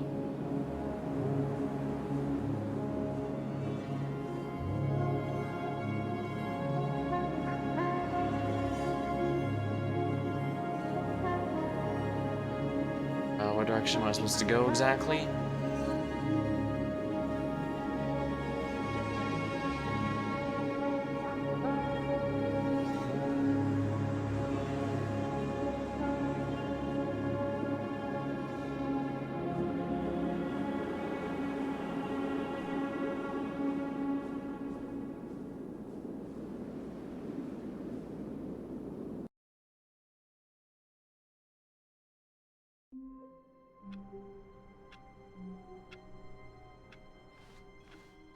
All of his co-workers were gone. What could it mean? Stanley decided to go to the meeting room. Perhaps he had simply missed a memo. New content. Oh, good. You noticed my sign. Yes, I have something very exciting to show you.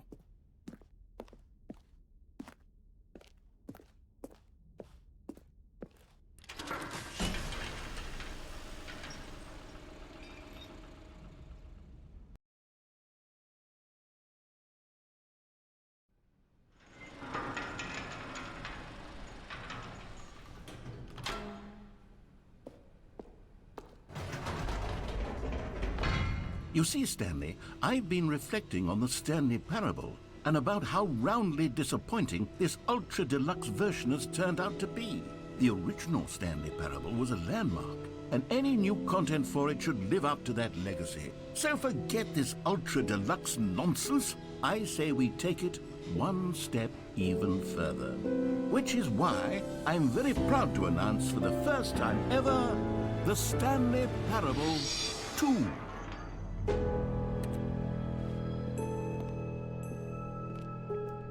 Yes, you see, isn't this far superior to a measly re-release with a few minor additions? Think of all the new territory we'll cover with a fully fledged sequel. An entirely new experience, built from the ground up. Why, there are so many possibilities. It could go in so many different directions. This is what fans have truly been asking for.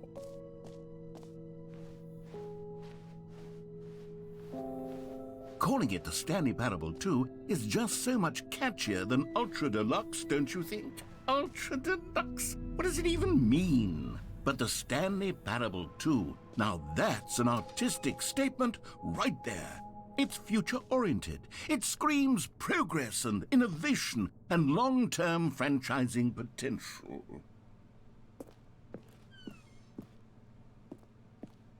Content is out. New content part 2 is in.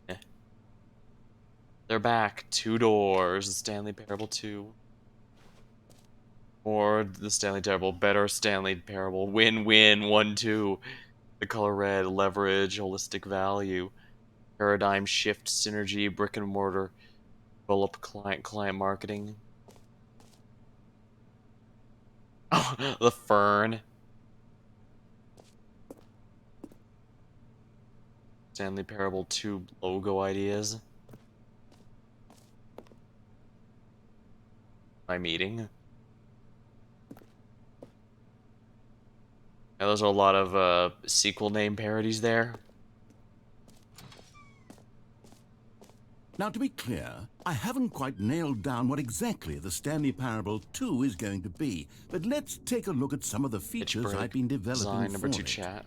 I figure that if I can loosely organize a handful of interesting concepts, that surely the game will sort of naturally spring up around them. It'll all Do a work red itself marker, out. me. Game development is much more of a fuzzy magic than anything scientific or logical, really.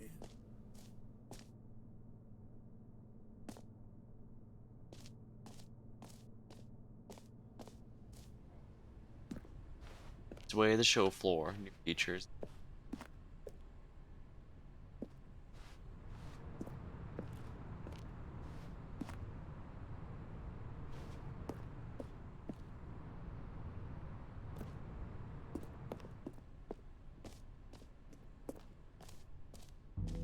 Here we are. Go on, try out some of the new features.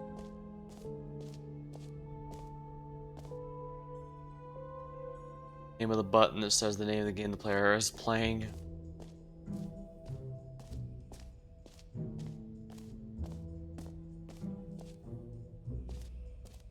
Free new and easy achievement. It just works.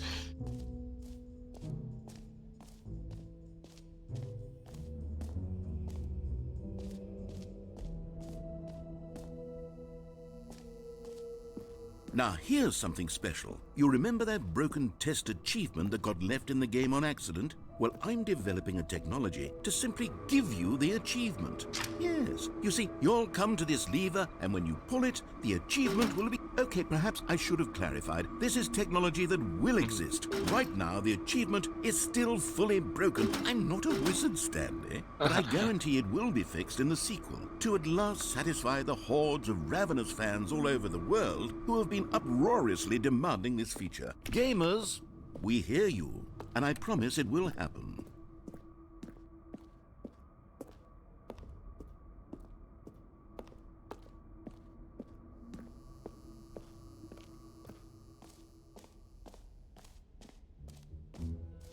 What else? What other exhibits haven't we seen yet? You know what? Let's bring the jump circle back for Stanley Parable 2 as well. It's a... Oh, wait. You already spent all your jumps the first time we saw the jump circle? Oh well. I suppose it can just be a nice decorative piece then. Bring the jump circle. I'm impressed they decided to keep it for that. Pretty clever.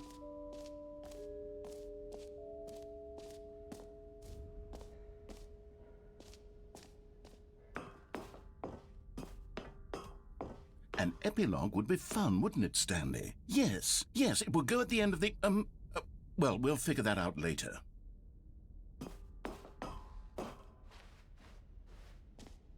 Button that says the name of the player that is playing.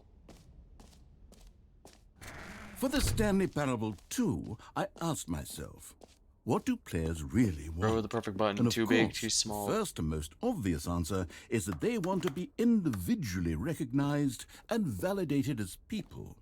So with that in mind, my first addition to the game is this button which speaks the name of the person playing the game.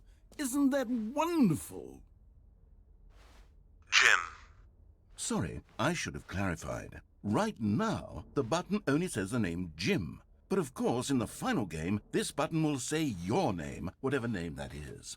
Here, let's have you role-play as Jim to really simulate the full experience of this feature. Just play along. I promise you'll love it. Okay, here we go. Let's take a deep breath, clear your mind, forget whoever you are, and simply become a person named Jim. I am I Jimmy want you from... to imagine yourself living as Jim, sleeping and waking as Jim. I am Jim falling in from love Jimmy and and the being Pulsating heartbroken as Mass. Jim, seizing all of the world's possibilities as Jim, and as Jim watching your dreams crumble into dust. Do you feel it deeply? Are you really, truly Jim right now? If so, then please step forward and press the button. Jim. Yes! You see? What a thrill! What a rush! That was you! The button described you. Do it again. Do it again. Jim. Oh, it hits even harder the second time. If this were the only new feature in the Stanley Parable 2, it would still be worth the money.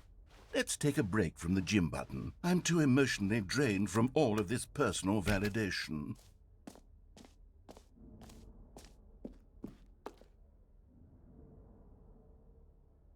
Hello, Marine. 33 Marine. Welcome to the stream.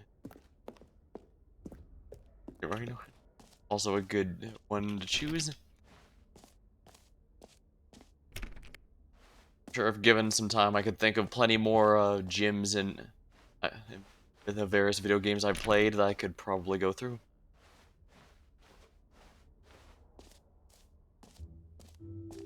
Enjoy. I suppose I could allow only people named Jim to play the Stanley Parable 2. That would actually save me the work of finishing this feature.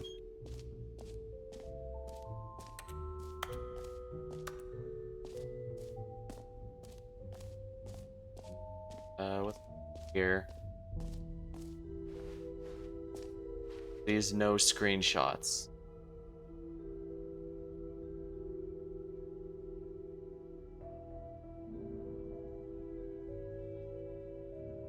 What's the quick screenshot button in Steam again? Here we are. Screenshot saved. I'm not sure if it's going to show up on stream, but I assure you I made a screenshot of the no screenshot.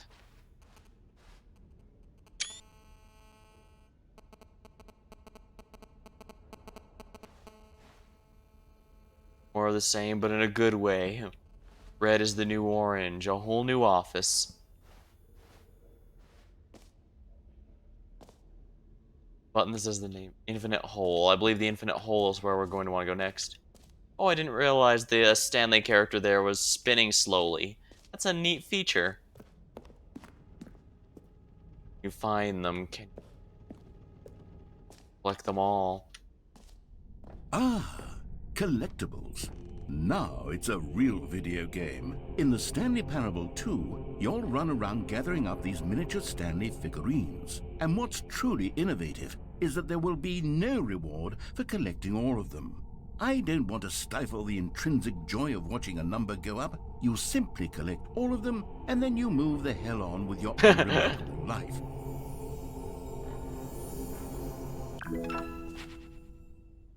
One has 6.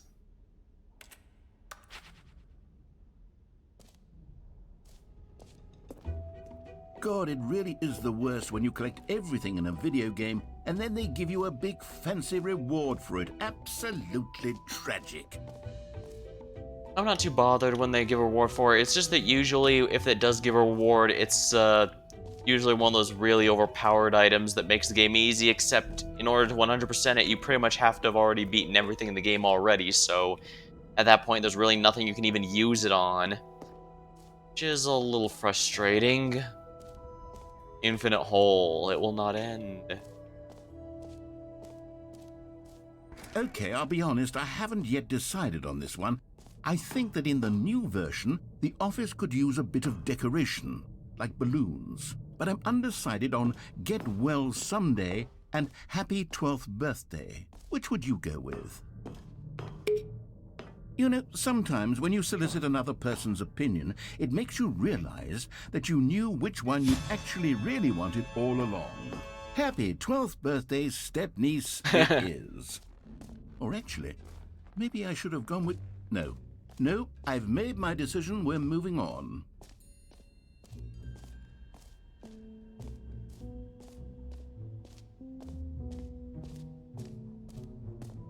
Is this where I left or is this where I came in?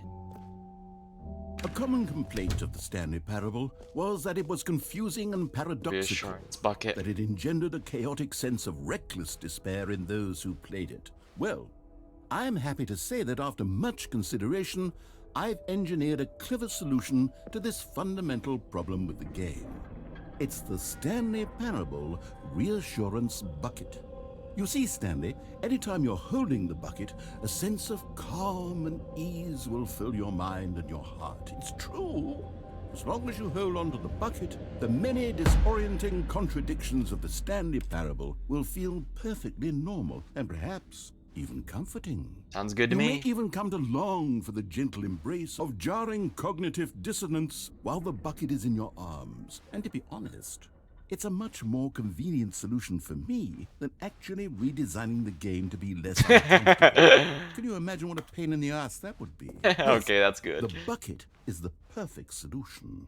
Come on, give it a try.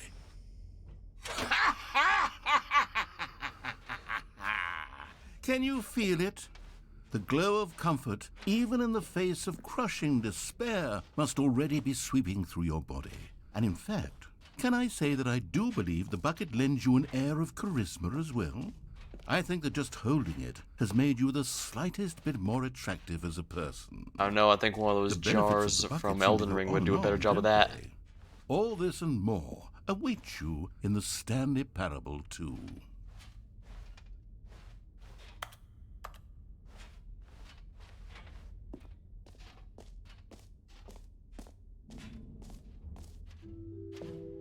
Does anyone give out awards for most enjoyable bucket in a video game? That really should be an award if it isn't already. Oh, they changed it. And it said the button that says the name of the player, but now it just says the button that says Jim.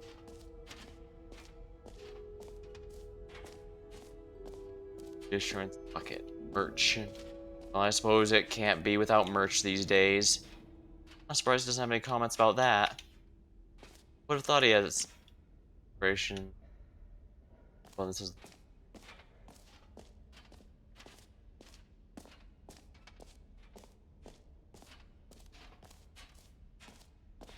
infinite hole. It will not end. I forgot to go through here. I ended up going for the office decoration first.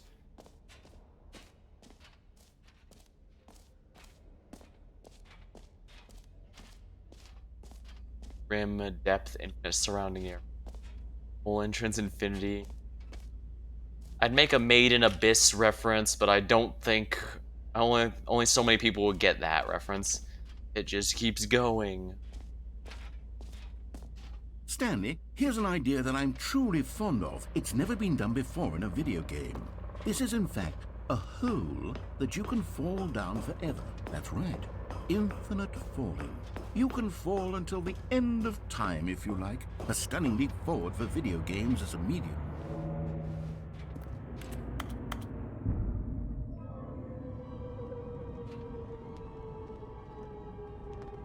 You see, isn't it wonderful? One of my more ingenious concoctions, if I do say so. Now then, since you've gotten to see the infinite hole, you can press the teleport button to pop back up to the top, and we can continue onward. Great. Now, I'm very excited to show you even more of my ideas for the sequel.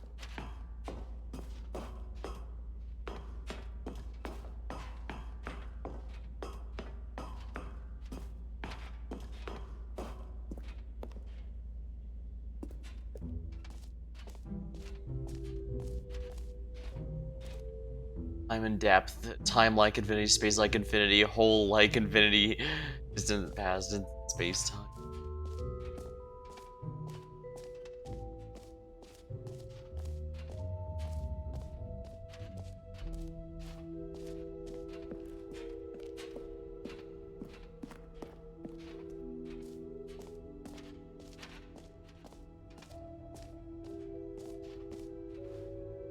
Looks like we've seen everything. This map, jump circle, button says world.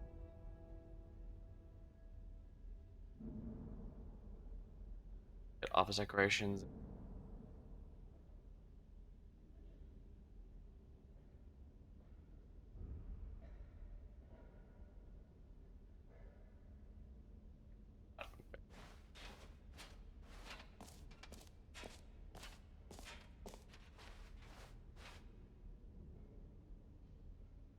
The merch store. I know where that is. I'm pretty. Did I already look at it? Yeah, I think I did.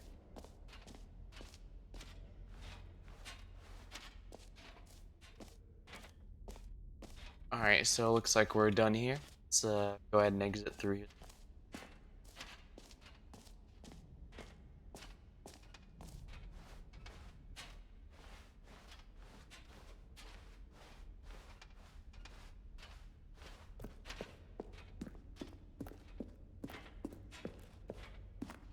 All right, have you seen everything you wanted to? Ready to move on now? Okay, so yes.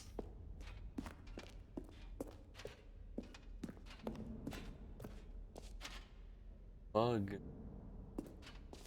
Use no screenshot. So, Stanley, what do you think? Do you like all of the new features? Yes, I know it's not exactly clear yet how exactly these features will come together as one single coherent video game, but I can feel it in my soul.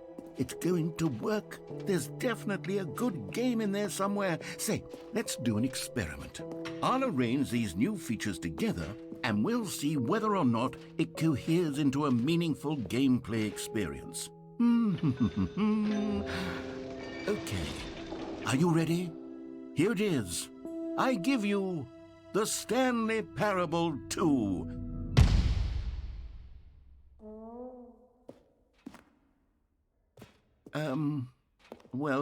I mean, there's potential here, right? It's sort of... Okay, never mind. Hold on. Let me do a different arrangement. Well, how's everything? Okay, yes, this is much better. I feel good about this. Here we go. Version 2. Who am I kidding, Stanley? This isn't a coherent video game at all. It's a lot of gags. And I do very much enjoy creating gags, but they don't add up to anything. I wanted more than anything to create a sequel that would capture all the magic of the first game. I wanted fans to love it. No matter how good these gags are, they won't stand on their own. They would need the structure and the gameplay of the original. Maybe that's it. I can take the original Stanley Parable and simply, well, insert a few of my new features into it. Tastefully, of course. With respect. With care for the vision and integrity of the original game. Would it possibly work? I suppose it could. But it would need a really, really tremendous title screen. A title screen that says with bold and uncompromising conviction, "This is the Stanley Parable 2. Let me see if I can whip something up. All right, perfect. Go ahead. Take a look. Stanley Parable 2.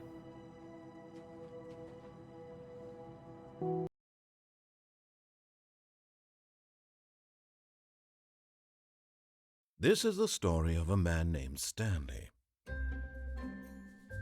Stanley worked for a company in a big building where he was employee number 427. Employee number 427's job was simple. He sat at his desk in room 427 and he pushed buttons on a keyboard. Orders came to him through a monitor on his desk, telling him what buttons to push, how long to push them, and in what order. This is what employee 427 did every day of every month of every year. And although others might have considered it soul-rending, Stanley relished every moment that the orders came in, as though he had been made exactly for this job. And Stanley was happy. And then one day, something very peculiar happened. Something that would forever change Stanley. Something he would never quite forget. He had been at his desk for nearly an hour when he realized that not one single order had arrived on the monitor for him to follow. No one had showed up to give him instructions. call a meeting, or even say hi. Never in all his years at the company had this happened, this complete isolation. Something was very clearly wrong.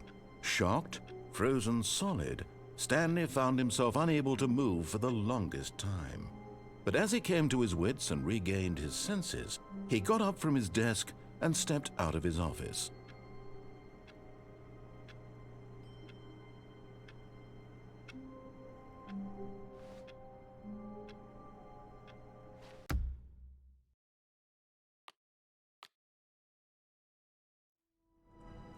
It looks like we've unlocked a bit more here. I'm not sure exactly how much is left, but I'm getting a bit exhausted, so I'll probably want to call it here.